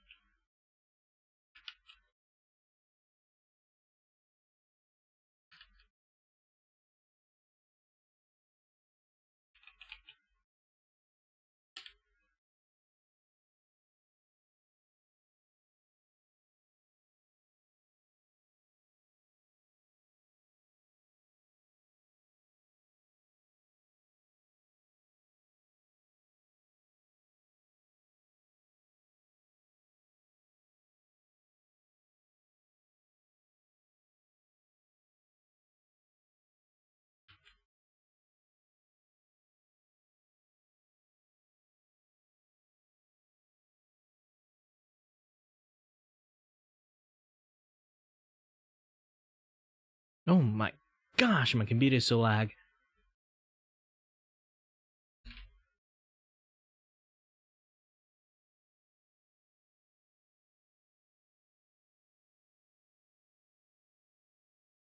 Just depends on the environment. You want to be like fantasy environment, you put some lantern in there, there's some like, blinking light, have some fires, have some like maybe like you can see the outdoor, it's morning, you can see fallen leaves, or you can make like something like a playground, or make something like a it's like a person rooms. You can make like fan is spinning, there's some like hanging like something like Christmas light but not actually like fairy light, and like there's a fan like spinning, something like that. I did say fan, or like some aquariums like happening behind it. You can like make fishes swimming around, or you can have like this is more higher level. It's like literally you can see like you can make your like other people characters, like the entire background is in a cafe, and you can see the window outside. It's like a busy sidewalk. There are people walking past it. There are cars like zooming past, and then you can separate it like a foreground like animation. There's also background animation added into it. All those kind of stuff. You can also like have a little bit of VFX, like just some like like not abandoned cafe. It's just like a very quiet day. It's like raining outside. Made a cafe, so you don't have to make like a busy street with lots of people. Just like have like maybe like occasionally have like one car pass through.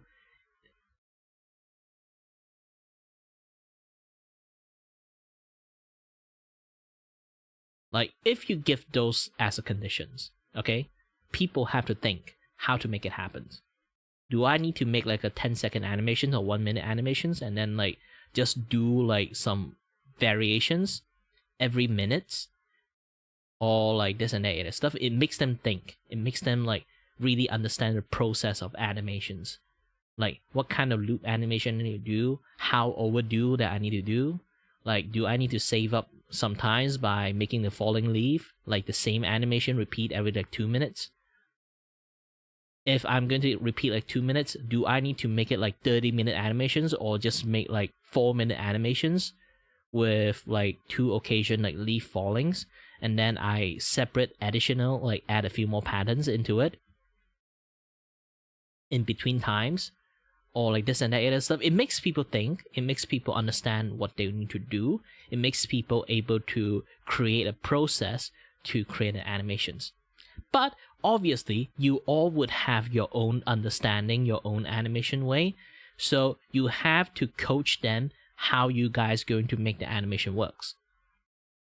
And then, once you coach them how to do it, you can have the main guy to, like to do the directing, to do the drafting, to do the animatic of how things should go. Like the leaf is going to be in this corners, like falling down, and then you have like a swing over there, it's like swinging empty spaces, or like that, like VTubers have like the mascot characters. You can put the mascot character there, it's like sleeping, breathing, or something like that. Just in a, and then you have to make like the depth of field kind of like blur the background a little bit while you do all the animation thingy, this and that. There's lots of stuff you can actually do. Price, looping animations, like depends how you normally price. You can price like each second how many things, but you also understand when it comes to looping animation, you use a lot of same frame again and again. So again, like those kind of stuff, you have to really like understand yourself, like how are you going to make it happen. You can just according to price, like market price, this and that other stuff.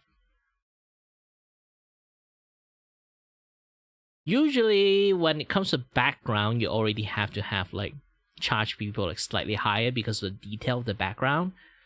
So just charge the background plus maybe like, since the animation itself is not that complicated. Okay, I'm just going to say like the light is going to have some light effect, like, you know, like like those kind of light, or like sometimes glow a little bit, dim a little bit, glow a little bit, dim a little bit. Even you want to draw like a fire animations, like it's like you draw that person's like background as a fucking dungeons. Like the fire animations is just going to be like a few frames. It's not like a lot of frame, and it's just the fire after you finish the background, you know? So most of the thing is static, and how many things is it going to move, you have to formulaically create it, a formulas that is like, okay, standard falling leaves is going to be like this much, and fire, since we're going to have like a standardized like stylized fire like this according to the entire like studio kind of like, you know, art style, so it's going to be charge you like just a fire animation alone. Maybe it's like make it easier, just like $40 or $20, depends, because fire animation is quite easy to make. Like depends on like how complicated your fire process is. You have to create like a process individually to let people understand like, okay, you have to do this according to how we are going to work with. So in future project we want to do something similar, you already know what to do.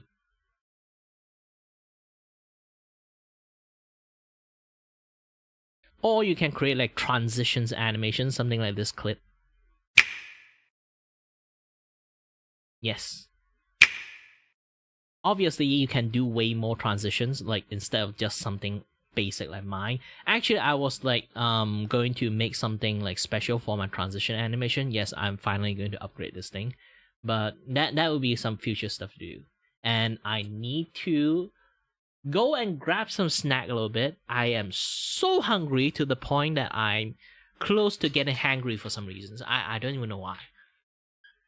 I burned a lot of energy today. I guess it's because like this past few days I've been like exercise a lot. I'm getting fatter and fatter. I really need to exercise more.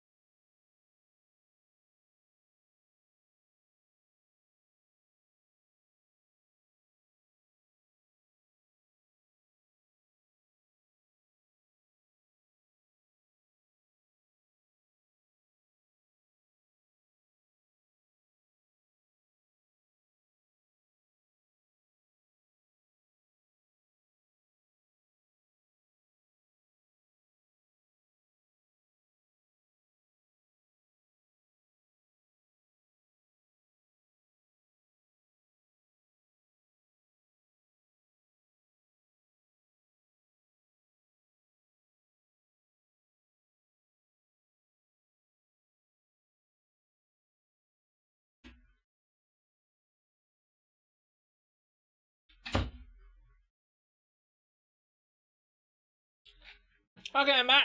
Ah.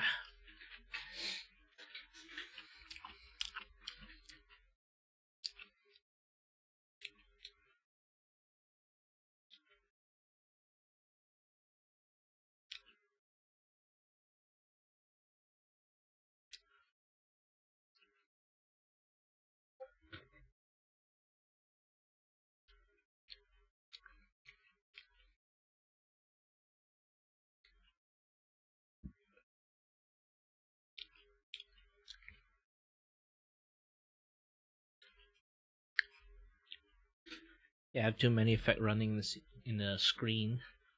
Doing anything will like have to wait for a bit. I kind of hate that. I want to upgrade my computers, but fucking AI.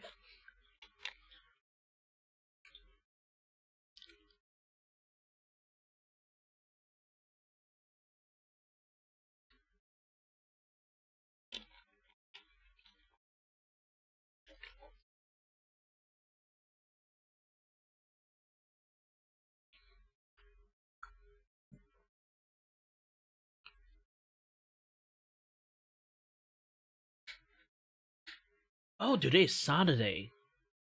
No wonder the house doesn't have anything to eat.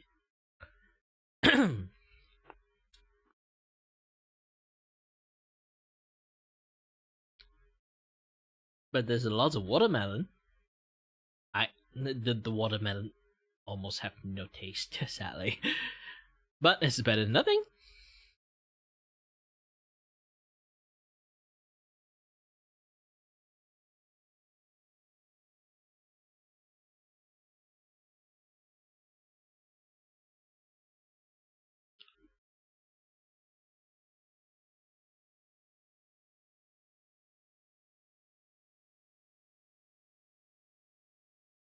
I did very poor jobs at this.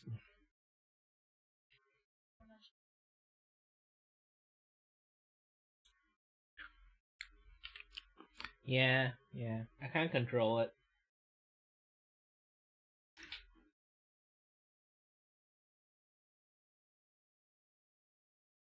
Man, I'm so bad at this.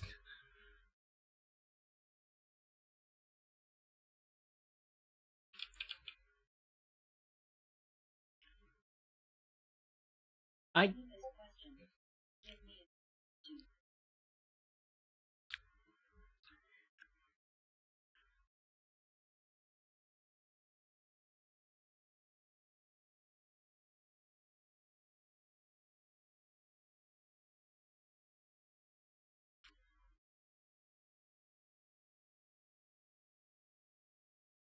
a character to draw.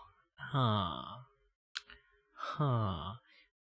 I haven't watched TV show for a very long time, or cartoon, or anime. Even I need to suggest to you guys is going to be very, very old and ancient.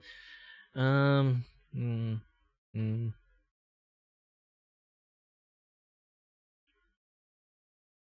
Gonna give you guys a quite stylized design. Huh.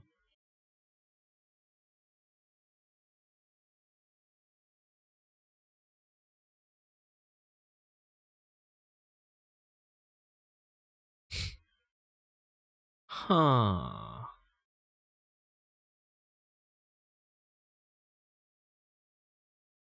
My brain suddenly have stuck. I don't have any particular people kind of like really in mind.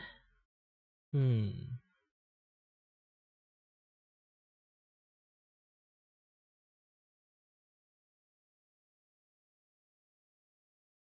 Hmm.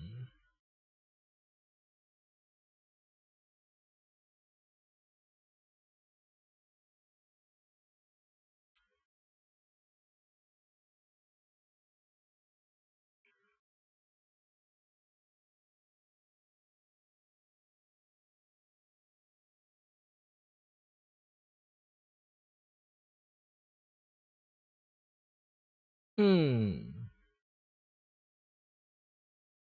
Hmm. What kind of game I've been playing recently?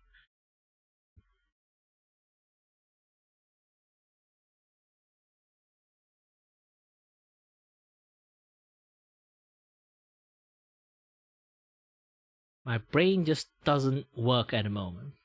I need to look at some reference.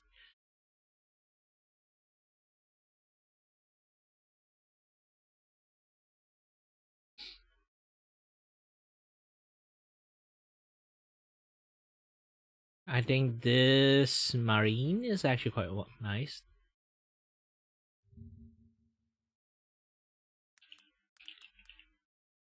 Aha!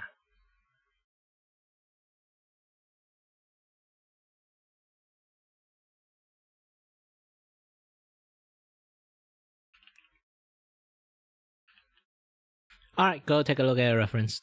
There's a lot.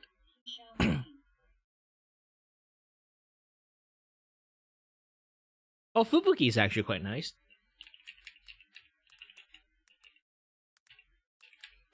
Yeah, the code might actually like be a little bit too difficult.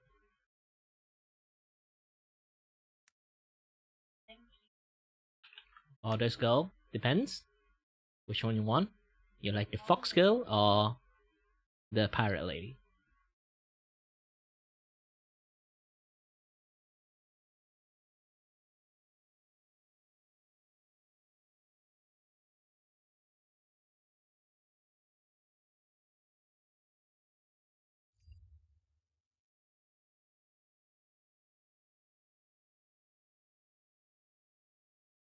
Depends. Every people have different way to do it. Like you want it like video style? Like do you want it like video style or like just like illustrations or you know like as like a video effect or like the illustration effect? Illustration effect have like a very easy simple way to do it. You literally have the entire image. Okay, imagine you have this entire image.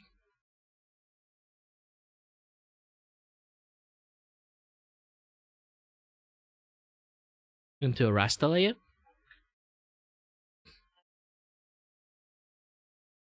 Okay.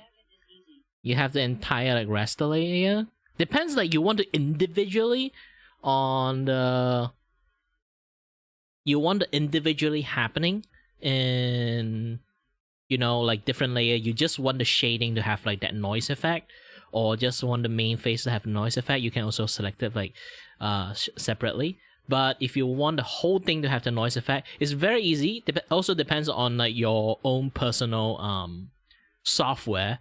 Every drawing software have their own filter system. For me, using Clip Studio, it literally have an effect for noise.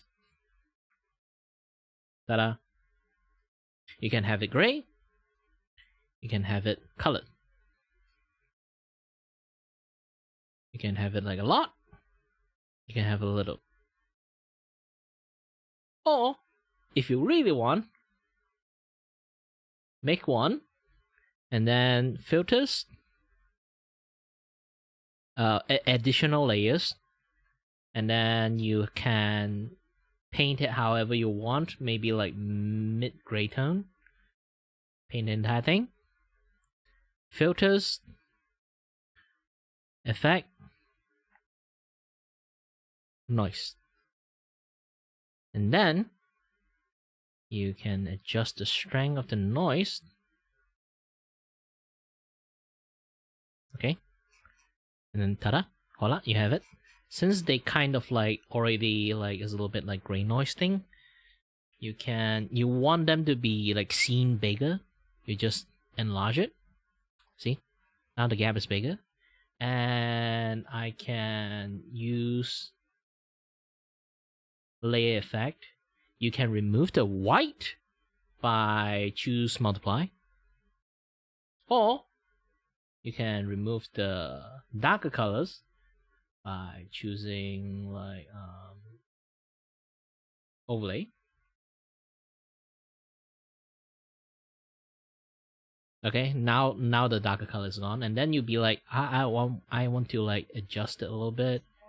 You can adjust the opacity of it, or you can you want like a very colorful way to do it, you can have another extra layers of gradient. Depends on how much you want the gradient is. You can do some gradient like this, and then you kind of like select the entire gradient. You don't really need this gradient. This gradient is kind of like the placeholders. And then once you have these selections, create a mask layers. And then you can notice the gradient, the noise level is happening from this. You can see it. It's slowly getting lesser and lesser, but in here you can see the density is really high. And in here the density of that noise is really low. It's because I use a mask to create like a gradient, so it become like a gradient of noise instead of like the kind of like noise you want. And after that you can just adjust it however you want, choose like multiply. If you have multiply, it means that you basically have like you can see like this way is brighter, this way is not that bright, and you can still adjust how you want your noise to be. Okay, you can have this thing, choose black colors or white colors, depends. I forgot. Yeah, not this. I can just erase it. Yes, you can see there's like a clear difference when I kind of erase it and not erased it. Okay, I can do something like this. I want a much more clearer side. And then I can blend it a little bit more. Blend it a little bit more. Blend it a little bit more. And then weaken the effect. You can do quite a lot of stuff with this. Like not just like all this kind of things you can help with, This again, black, white.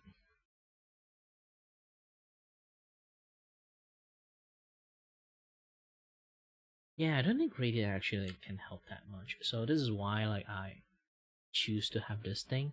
You can just delete it and then like you can just do this again, however you want this gradient to be. Okay.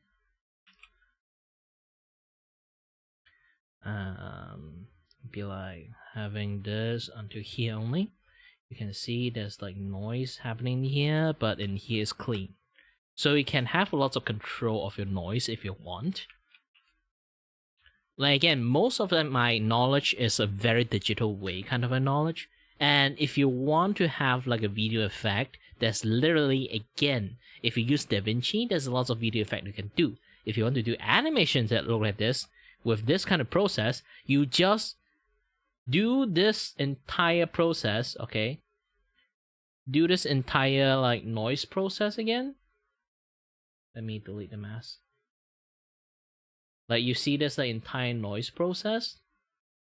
You just duplicate it and have multiple versions of the noise, because no noise is the same every single time you create one. So you have like 4, 5 fucking frame of it, and you just keep cycling it. Like 1, 2, 3, 4, 5, 1, 2, 3, 4, 5, 2, 2, 5, 4, 4, 5, 5, 1, 3. It depends on how you want the repeat is going to happen. People will actually see like the noise is like moving itself. How much you want it depends on you. Once you know one thing, the rest of things really depends on you.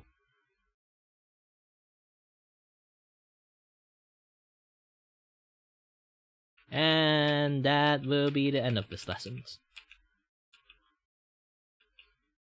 I teach you how to make one, but how are you going to utilize it properly, the way you want it? That will depend on you.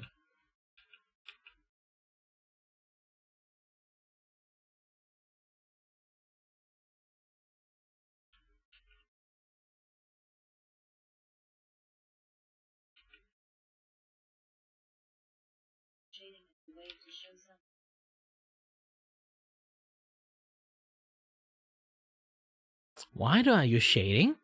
I don't know what you mean.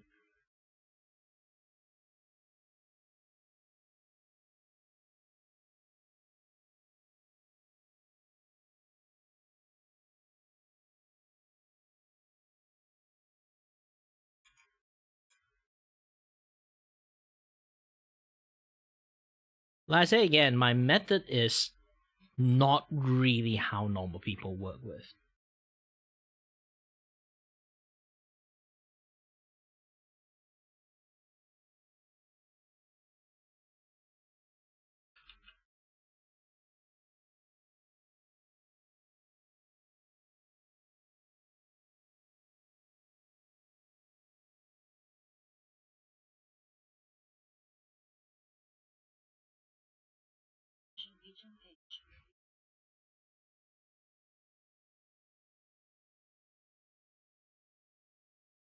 I can choose to shade the entire face, to be honest.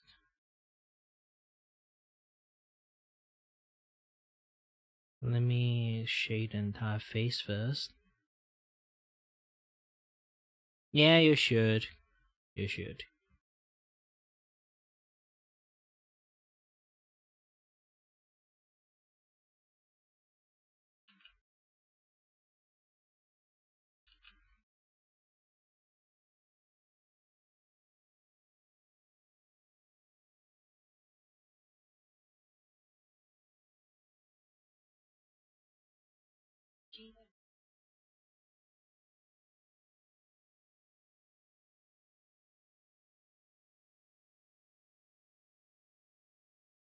Oh shit, my eyes is glitching too. I might actually take a break.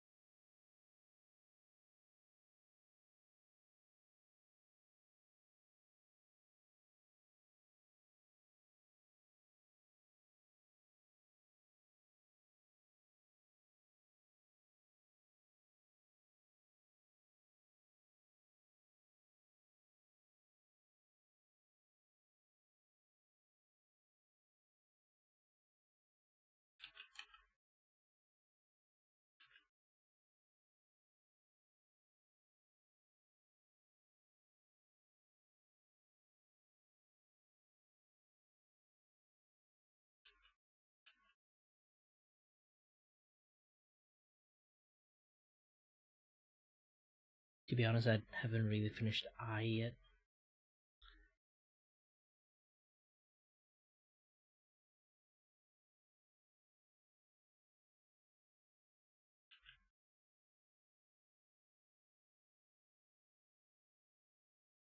Hi there, Gio. Man, I'm really hungry. All those like watermelon I just like chuck in doesn't really like fill me up at all.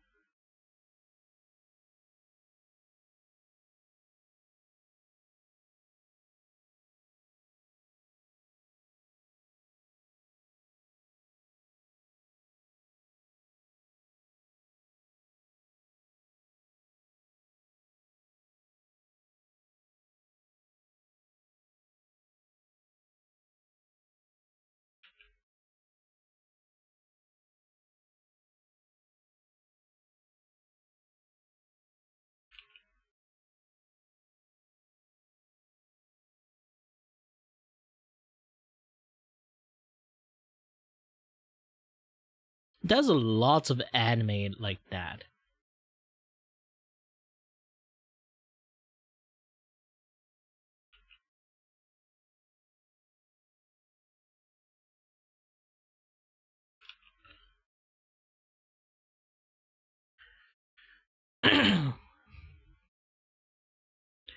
For manga, you have Bakugan. For signs, literally, like Dr. Stone is one of them. Not Bakugan, like what they call it again?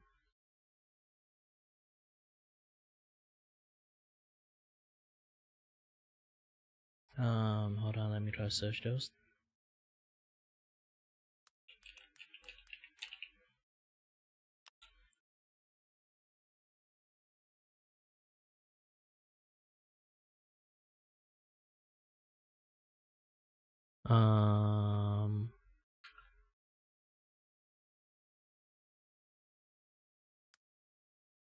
Dr. Stone, actually, they do teach you legit science. And there's like a recent anime that's going to release is teaching about how stock market and finance work. Like, is the author actual personal experience? He tried to play with finance and stock market a lot, and then he went bankrupt and almost suicide. And he turned his entire financial like experience into a manga. So that one is like also teaching people how to like be responsible with financial and stuff. All those kind of stuff is in there. I forgot what the anime name though. Hold on. I'm answering A. I can't answering B, C, D, E, F, G in the same time. I can't split myself, okay?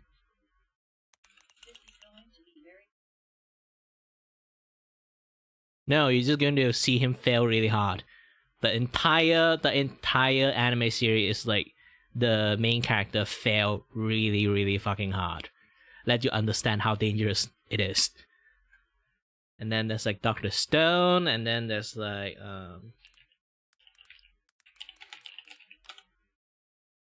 that's like a manga-kan anime.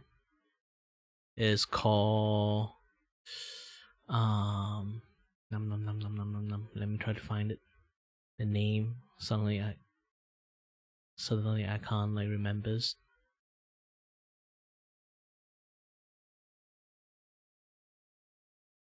It's called Bakuman.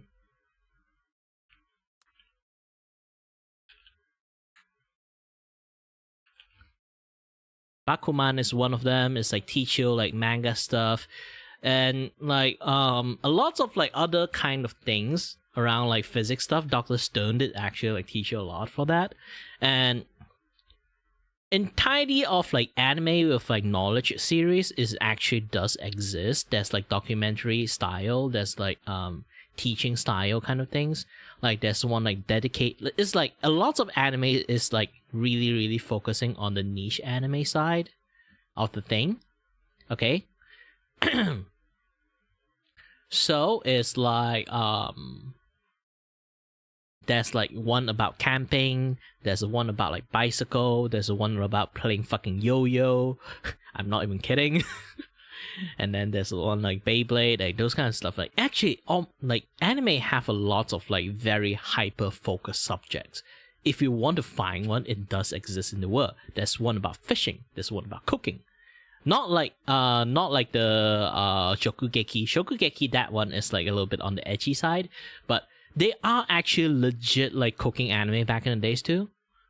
Just nowadays, like Shokugeki kind of like revolutionized like the, you know, the much more sus side of like the cooking anime, but doesn't mean like previously doesn't have like normal cooking anime. And then there's a tennis one, and then there's like playing hockey. And I'm not even kidding. There's so many anime. It's almost legitly they are 1-to-1, teaching you how a sport works, how like a certain hobby works, this and that stuff. And then later on they add on a little bit extra like, you know, anime twist into it, like a little bit exaggerations. But generally the exaggeration part is like they are like two different type of anime that do those kind of things. Like there are one that is like true to itself. They are mainly just having like those kind of anime effect in there. They didn't exaggerate anything. They are true to itself. Like main point is to teach people about certain stuff. They just want to show people like what a bicycle hobby is or what a fishing hobby is. And then there's like one is like you know, like there's two type of soccer games, and then there's one that's like they will actually show soccers, and then like snippets or like a lot of cameo of like different tricks of like how in real life people actually did lots of like soccer stuff. And then there's like the Izuma 11. You literally kick a fucking phoenix out. So it always have a lot of like different type of anime. There's like different spectrum of it when it comes to it. You can try to find it, and later on you will distinguish like what is like they going for, like kicking the phoenix out, or like they do actual like real life like street soccer like tricks, and then like they would like teach you like where did it come from, this and that stuff. I think that's like one is like blend like this like, you know, like anime humors and like over exaggeration, but also same time actual anime like actual like knowledge adding into it. That is hold on. That is like they blended like really, really well together. Let me try to remember the name. I think it's called Yakitate Japan. Let me try to search it, okay?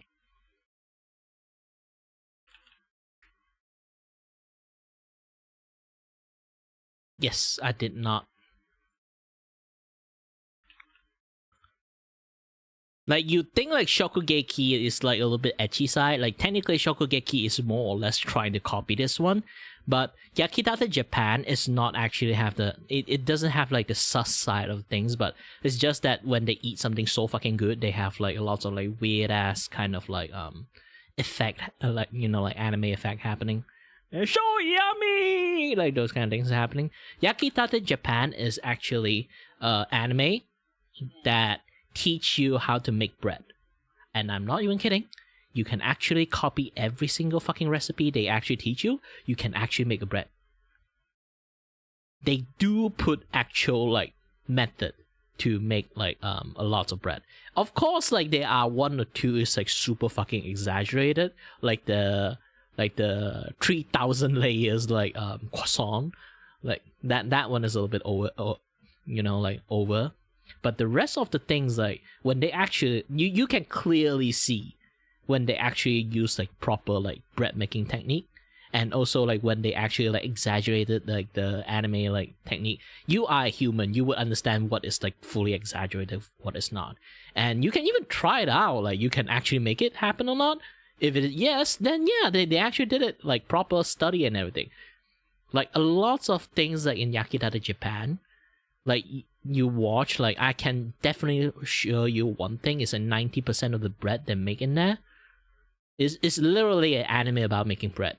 So like 90% of the bread that happening in there, you can actually make it. Do you know why? Because I made a few of them.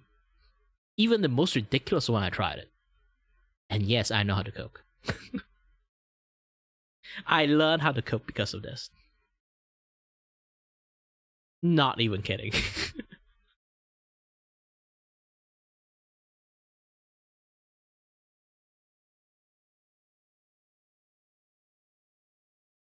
Okay. Now answer the second question, Mary, if you're still here. The red, where does the red come from? It's your fucking blood! I'm just doing a very poor job at it. I'm still trying to experiment it. Does it work or not? If it doesn't work, then I just do the normal standard thing. Our face inside have blood. Like even you are full black persons, like so black in fact that you can like hide within the dark if you're just naked, if you just close your eyes and teeth. You will still have blood flowing underneath the skin. Like if like a person was like have like a very dark pigment. In Malaysia, a lot of people have a very dark pigment, like skin. It's like brown skin, very black skin, all those kind of things. No matter how dark you are, you look at your palm and look at your like the surface of your feet. That place doesn't have any pigment. At the end, you will still see a lot of pink color at the edge of your skin. Because inside of our skin have blood. Duh.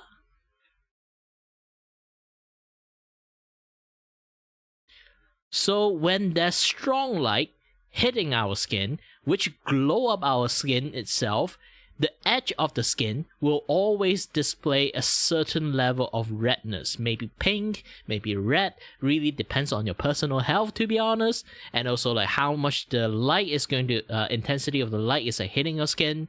And then it will reflect out. This is what we call ambient occlusions. It's more like skin, like opaque ambient.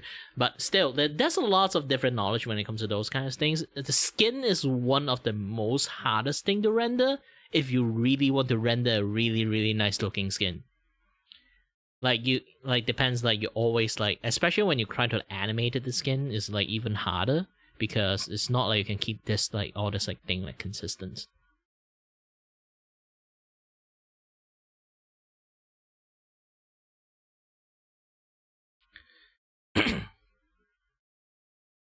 The skin always have like a certain like glow into it. Depends on your skin color, the glow it reflect will be very, very different. If your skin is really, really white, the edge of the redness from the light hitting it, it always have way more red. But obviously too red would be a little bit too much, so like most of the time people kind of like dull out the red a lot. I'm personally like just experimenting like the shading I put on the characters, and then the red that I put in there, like depends like how glaring it is. This is what we call the process of rendering. We just keep trying shit, see does it work or not. If it doesn't work, then it doesn't work. If it works, it works. It's like you lay down a foundation and try it out first. If you never try it out, you'll never know it works. That is what we call just building up experience.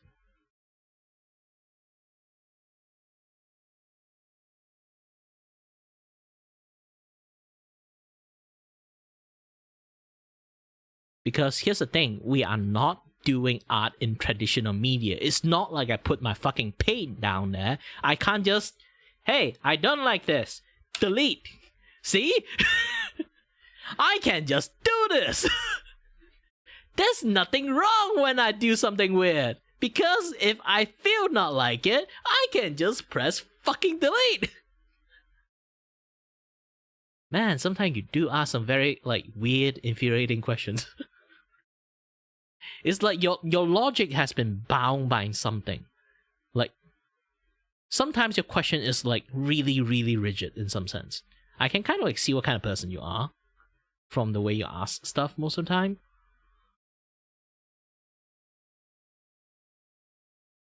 Like, super rigid. It's not, like, normal rigid. It's like,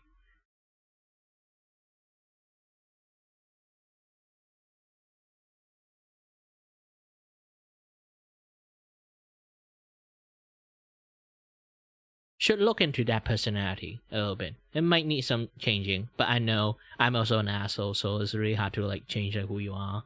But yeah, I have to be aware of that a little bit sometimes. Might be a weakness. Might not be. Who knows?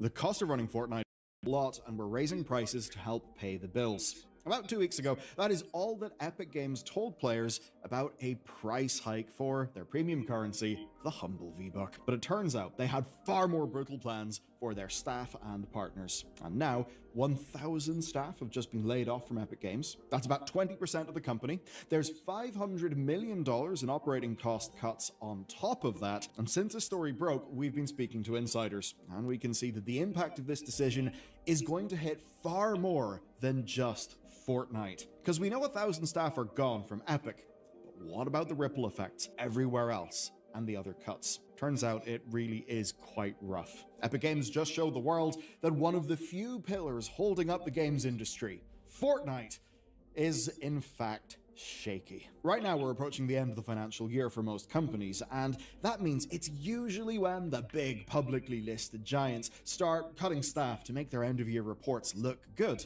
But of course, Epic Games are a private company, and in theory, they are one of the most successful companies on the planet. I mean, Fortnite prints money, right? So according to this announcement, for once, this is actually not about AI-driven efficiency. Instead, Epic freely admits they are, quote, spending significantly more than they're making, and they say that the 1,000 layoffs and $500 million in cuts to contracting, marketing, and hiring will balance out their books. And they give many reasons why. There's the same general economic situation that we've seen everyone, be it publisher or maybe just you and me, face down. And specifically for them, it means that growth and spending are both down because players have got less money, costs have went up, and the total industry player growth just has not increased as people expected. Turns out that as engaging as video games are, well, a vertical feed of videos may in fact be more engaging for many people. Now, there are other reasons as well, Epic-specific reasons, and here's what they've said about that. In being the industry's vanguard, we have taken a lot of bullets in a battle which is only in the early days of paying off for ourselves and all developers. Now, what they're referring to there is all the legal stuff. And as an example, Fortnite only just came back to Android last week, and it hit iOS again last year. And at least one of those returns is reportedly tied to an $800 million deal with Epic paying Google over 6 years. Now that came after 5 years of course, legal crusading from Epic to crowbar open the phone ecosystem. They basically wanted liberalization in storefronts and payment providers, of course specifically so that they can launch their own store and do the payment providing themselves. That of course means a better revenue share. They absolutely succeeded on that. And as much as they stand to benefit from that, many of the rest of us do as well. Some of that legal crowbarring is probably good, but for them, it's been absolutely a Pyrrhic victory. Because all that money they weren't collecting during all that time, could have paid for developers. Back in January of 2025, Tim Sweeney told IGN that they could afford to fight Apple and Google for decades. So, obviously something changed. He was not anticipating these layoffs. The company clearly projected that they would be making more money by this point, but they're obviously not. The money's not coming in, meaning that Epic are cutting their spending, so let's talk about those cuts. First, you need to know that all this follows the 2023 layoffs, which were 830 employees, about 16% of the company, and the divestment of Bandcamp. Yeah, I don't think Bandcamp was ever going to save their finances. Now, back then the reasons given were that creator content profit margins weren't high enough, and the company was spending too much, and that 2/3 of costs sat outside of their core development teams. And now, well, cuts are happening again. So here's what's happening. The peripheral game modes like Rocket Racing, Ballistic, and Festival Battle Stage are all being sunset, though in each case the tools and systems will be released into UEFN for player creation, which honestly is a fairly good thing. Normally in video games that would just all go into the bin. That would be that. It going to the community is actually a little bit of a silver lining, and as much as it's not going to be great for those staff, maybe it is nice that at least some of their work does get to live on and get into the hands of players. Outside of Fortnite, games like Horizon Chase and its enhanced version, Horizon Chase Turbo, have suddenly been announced for delisting. Basically, their developer is owned by Epic. So what we see is that experimentation and some degrees of ongoing support are basically over, and even the incoming free-to-play version of Save the World, originally a paid mode, is an attempt to get more money from a game that frequently rivals the top 100 of Steam. So you can basically see that Epic is looking at their worst performing official modes, they're cutting them loose over to the community, and they are laying off the devs who worked on them. Oh, but they're not stopping there. Experienced staff are being cut, like, say, principal engineers who have been there since 2017, and even a director of character art who created Fortnite's most famous characters. And you gotta think, for a game monetized like Fortnite, I mean, character art really does seem like it's something that helps the bottom line. And when you think about that, and then see Tim Sweeney posting about how the fired staff are in the, quote, top few % of the discipline, you really see how bad this would appear to be. I mean, Sweeney is absolutely projecting. These are brilliant people, you should absolutely hire them.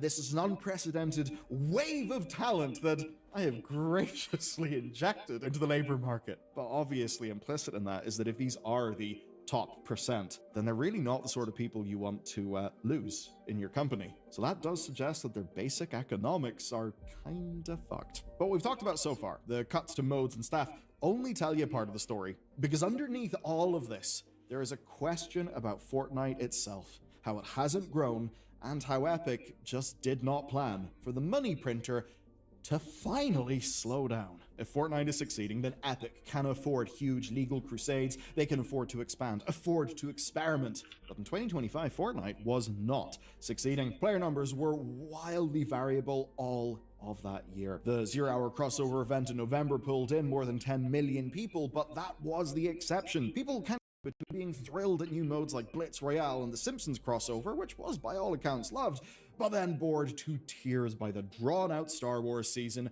fronted by, of course, Gen AI Vader. This stuff doesn't mean that Fortnite is actively collapsing. Circana analyst Matt Piscatella points out that in the US last month, 35% of players in PlayStation played Fortnite for 16 hours on average, while 31% of Xbox players played it for 15 hours. That's a lot of people Fortniting. I mean, a third of the install base is playing this game, which really is a worrying thing. I mean, if success this hard is not really financially sustainable, oh dear, is this entire thing built on sand? In a way, maybe. You see, the problem is that last February, those averages were 21 and 19 hours. So the time is actually going down. And when your entire business model runs on engagement driving spending, losing 4 to 5 hours per player per month is a serious hit to your revenue.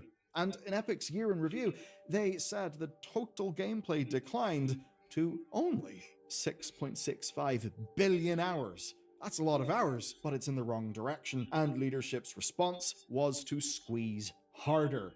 But the thing is, the crossovers alone were not enough, and some of the crossovers were actually loved, like the Simpsons one. In November 2025, Fortnite started to look a little bit more like Roblox. That's because on top of existing engagement payouts, individual island servers could start selling microtransactions paid for in premium currency. Now, it was a 100% revenue split for the first months, and then 50% to Epic after February. Seems like a good way to make money, but it just didn't move the needle. So a month later, the price of V-Bucks went up, with all bonus currency from the battle passes being eliminated. That's quite brutal. Now, players understandably didn't see how that was their problem and, responded with outrage, especially given a perceived drop in core seasonal content quality over the last few months. Now, obviously, this isn't a case of people saying, we hiked the prices, you guys should have really paid attention to that and actually jumped on top of it and just bought loads of shit so that you could protect our staff. Obviously, no one really thinks that. I don't think Tim Sweeney thinks that. These layoffs are not the fault of players, but I think they're also not really the fault of developers either. You see, Fortnite was always going to stop making as much money as it has been eventually. It's a decade old. It's an old game. Soon they will be calling Fortnite a boomer game. Don't we all feel old? No, the real question here is what the people running Fortnite did to prepare for this eventuality, and the answer starts with what was happening behind the scenes months before this announcement. So, we spoke to a source who worked as an external QA contractor on Fortnite in North America, and we've learned that Epic has actually been cutting for months. We just haven't been able to see it. Stretching as far back as October, contract staff levels have been cut at very short notice, or Epic has tried to negotiate for the same level of support, but of course at a much cheaper deal to themselves. And from our source's perspective, the workload has not dropped, even as staff numbers have absolutely dropped. Well-supported external teams like these are the sorts of ones that you never really hear about, but they are vital to shipping live service games. Now, Fortnite's most recent major update shipped buggy and late, and that was before the 500 million in cuts to contracting and support that they just announced. Ouch, And my this back. is perhaps the most dangerous part of these layoffs. Okay, systemic impacts. So 1,000 more developers across the globe will join the thousands already laid off this year, and the tens of thousands laid off over the last 5 years. Each of those former employees will have a wealth of experience, but obviously finding new roles in 2026 is incredibly difficult, especially because they're now all competing with each other. And those are just the staff directly impacted. Any contracts with external developers, support teams, or QA impacted by the 500 million in cuts, that's a lot of money, and of course there are cuts leading up to that, well, those can also lead to layoffs at those companies, ones that you probably won't hear about, as all of these companies scramble to find replacement revenue for what previously would have been seen as a fairly safe deal on a big industry titan of a game.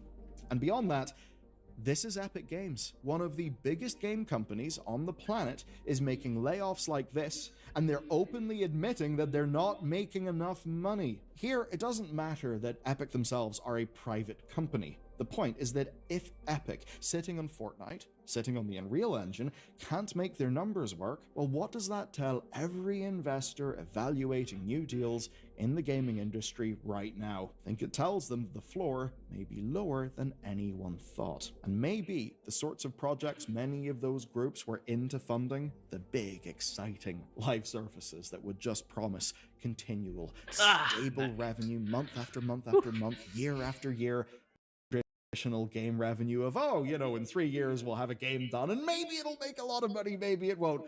Who knows? It's art. No, there's a reason why they all wanted to fund live services. When they work, live services generate revenue in a way that is absolutely fantastic for a corporation. So when we see a story like this one happen, there is a real risk of making a difficult funding situation far worse, and at the exact moment that studios actually do need investment the most. But the thing is, it almost certainly didn't have to be this way. So far, while many directors in Fortnite are getting yoked out the door, we haven't seen anyone from the executive team take a hit. Of course, those people are the key decision makers here, and here what we see is that the people making Fortnite have been making Fortnite, but the people leading Epic? Well, they've been using Fortnite to fund endless dream projects, making the game a platform for creators, deals with Unity to make all games run in Fortnite, deals with Disney to make it the future of marketing. 3 years ago, they overextended and they had to cut back. And now, at least 1,000 people are losing their jobs because the same leadership basically made the same bet again and lost again. It doesn't seem like they've learned much, and there don't seem to be many consequences for them. And look, this isn't just an Epic Games problem. This is absolutely everywhere. We've seen it across just about all of the big top companies with huge teams placing these huge bets and then really finding an awful win rate for those bets. So I think this might mean it's time for us to reevaluate where this industry's going and what sort of games it's actually focusing on, because it does not seem to be sustainable. The AA scale game is barely a thing anymore. Live services have basically eaten the top, and in trying to outspend and outmake Fortnite, the industry's done untold damage to itself, probably incalculable damage to itself. It's a total disaster, but in my view, it's not a surprising one. For a long time, we have not been paying money for video games. For a long time, we've been paying money for upcharges within video games. And I have a little feeling that the further the economics get away from being driven by developers making content, the worse things will be. Because why have a healthy stable of appropriately scoped games all targeting diverse audiences who are going to get a game made for them? Why have that when you can just make huge mono games to target every human on the planet? Doesn't really make sense, does it? And all through the research, writing, recording stages, etc. of this video, there were more layoffs at more companies. Studios shut down. We'll talk about that soon, but suffice to say, stuff is not looking good. But do you know who has got their job back?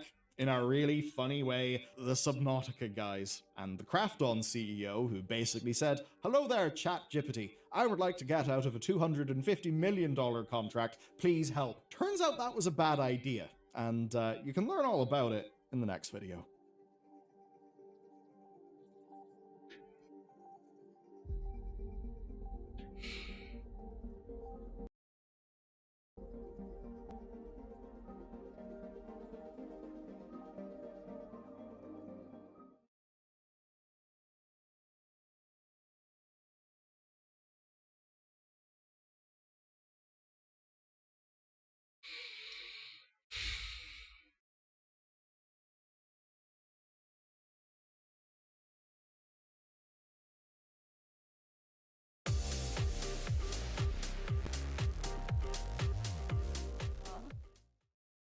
So sad.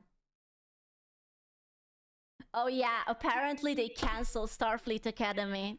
I didn't even watch it, but I was so happy about it.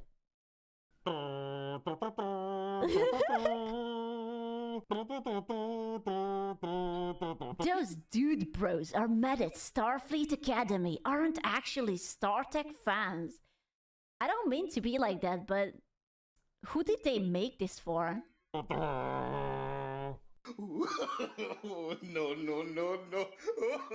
Star Trek Starfleet Academy premiere fails to make Nielsen top 10 streaming chart. Divisive Star Trek Starfleet Academy cancelled after two... it got a second season? Wait a second, does he have like a... Sorry for essay, but it's O's? funny. In Crimson Desert you can find a lost sheep and bring it back to Crying Kid or sell it to illegal trader. Yeah? Get kidnapped in a forest by magical small girls and put in their research institute. Nice. Or find a bunny on Sky Island and yeet it from there to the ground a kilometer down. Fun game. Wow. How dare you enjoy it? They filmed 2 seasons? Oh, that's so embarrassing. Yeah, why does he have tic-tac-toe? Maybe I'm just not understanding a cultural reference for this.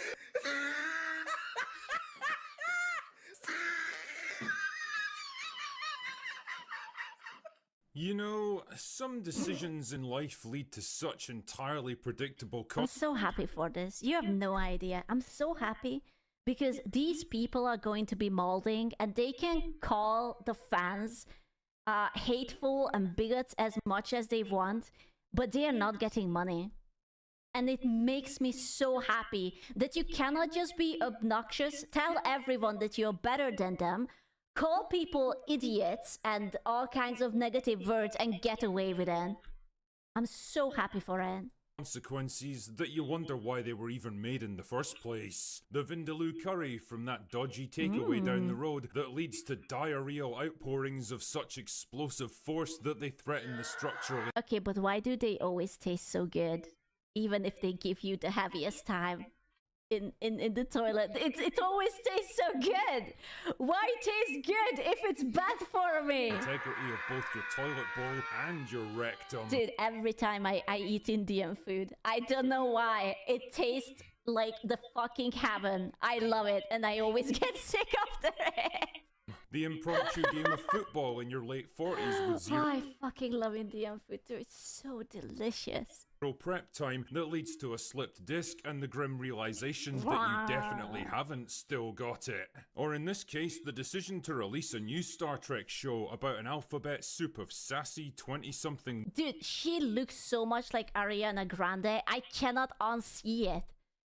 I swear, it's her. She's sci-fi Ariana Grande. 20-something women and benignly Is agreeable... it not? No, I don't think so. I think that just the chick just looks kind of like that. crucified men as they enroll in the giant adult daycare center that passes for Starfleet Academy in the minds of modern writers.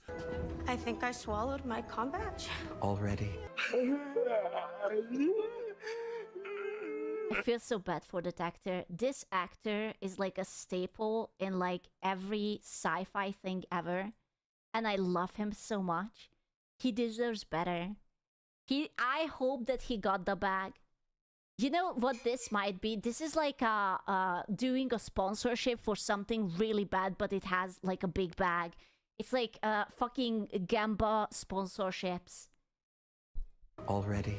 Aw, he's so good. You know his paycheck is the lowest. Nah. He's famous. The other people are literal who's. He would not do it. Filled with cringe-inducing attempts at Joss Whedon-style quippy dialogue written by aging millennial losers without an ounce of talent or experience to their names, desperate attempts to pander to an intellectually stunted Gen. You know what I hate the most about this? That this is the reason why people start to think that every women are just an idiot. You know, and it's so offensive to me personally as a full-time, full-grown, non-GMO adult female that I look at it and this is not what women are. This is a caricature. You know, the ditzy, silly, useless or / obnoxious, angry, aggressive, unattractive woman. It's like this is not what women are. You know, it's so mean. Gen Z audience that has as much interest in Star Trek as I do with experiment. Like look at that. It's like I immediately know the content. I know how it's going to be. I just hate it. It's so mean. Feminist theatre, and rounded out with some of the worst set design, direction, and performances in the entire 60-year history of the franchise. And the results? A one-way ticket to cancel. You better tell me you're not like this. No, I'm so much worse. Yeah, when you can't tell the subject, foreground, and background, you already fail as a director. He didn't went full autistic and try to correct every little things. Why is the fucking background like clear? I look at this thing, okay? Look at this.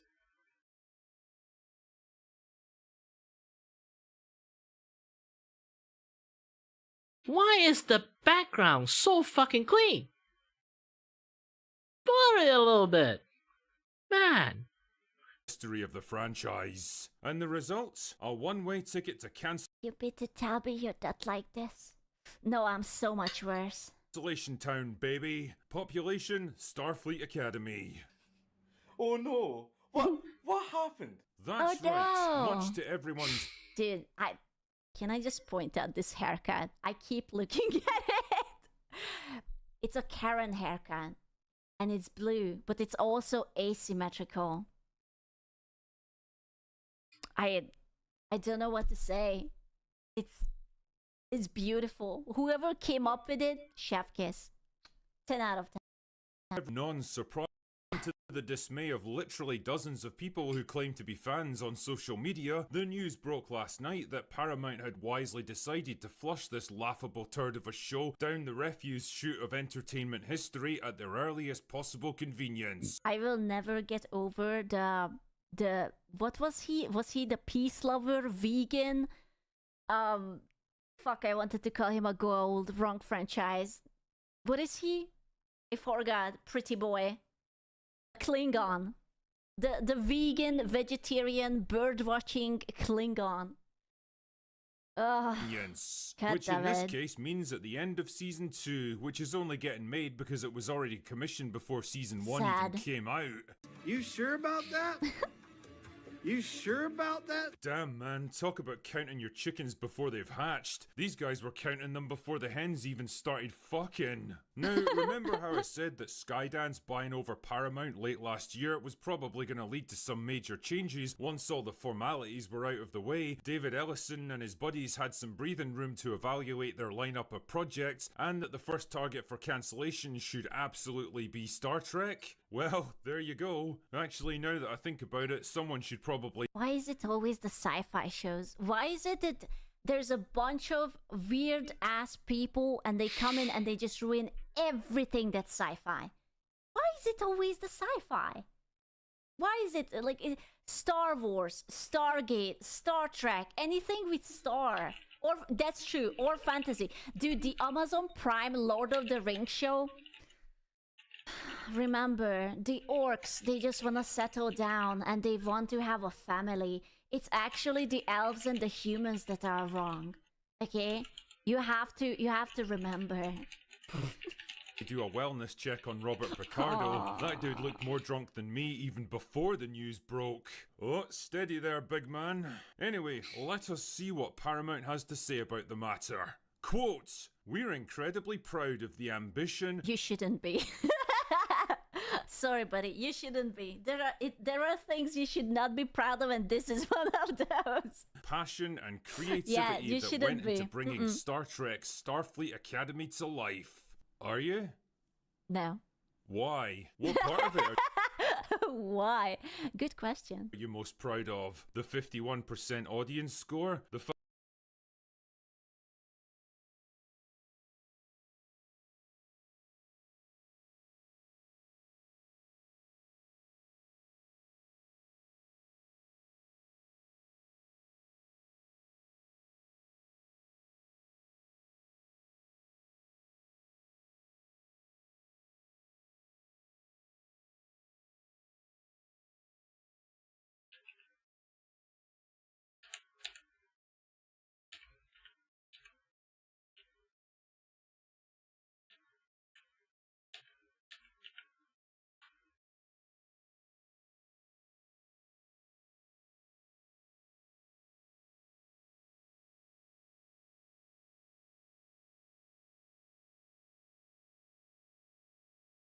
fact that it barely even made a ripple on your own You see, remember what I said? That if the critic score is high and the audience is bad, then it's bad. Why do they do it? Why are you lying?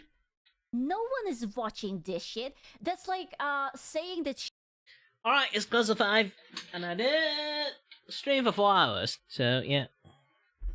I won't really say I work for 4 hours, it's more like maybe 3 hour top.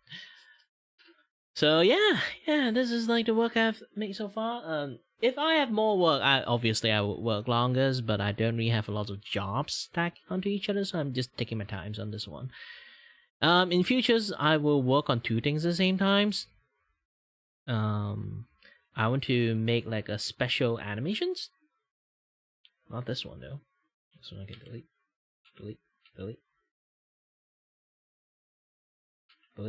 It. It does nothing. I will make like a cool new transition animations for myself and for everyone, maybe, hopefully. But generally, it's just going to be some things that I can work with it. Once I made it, you guys will understand why I made it that way. And also, I need to start focusing on this one too. It's like really a little bit how to make the hair, how to make the eye, how to make this, that, like the detailing of the stuff. This is just a normal sketch at the moment. Yeah. And as always, guys, stay healthy, stay safe. Until next time, stay tuned on the next stream. Bye bye.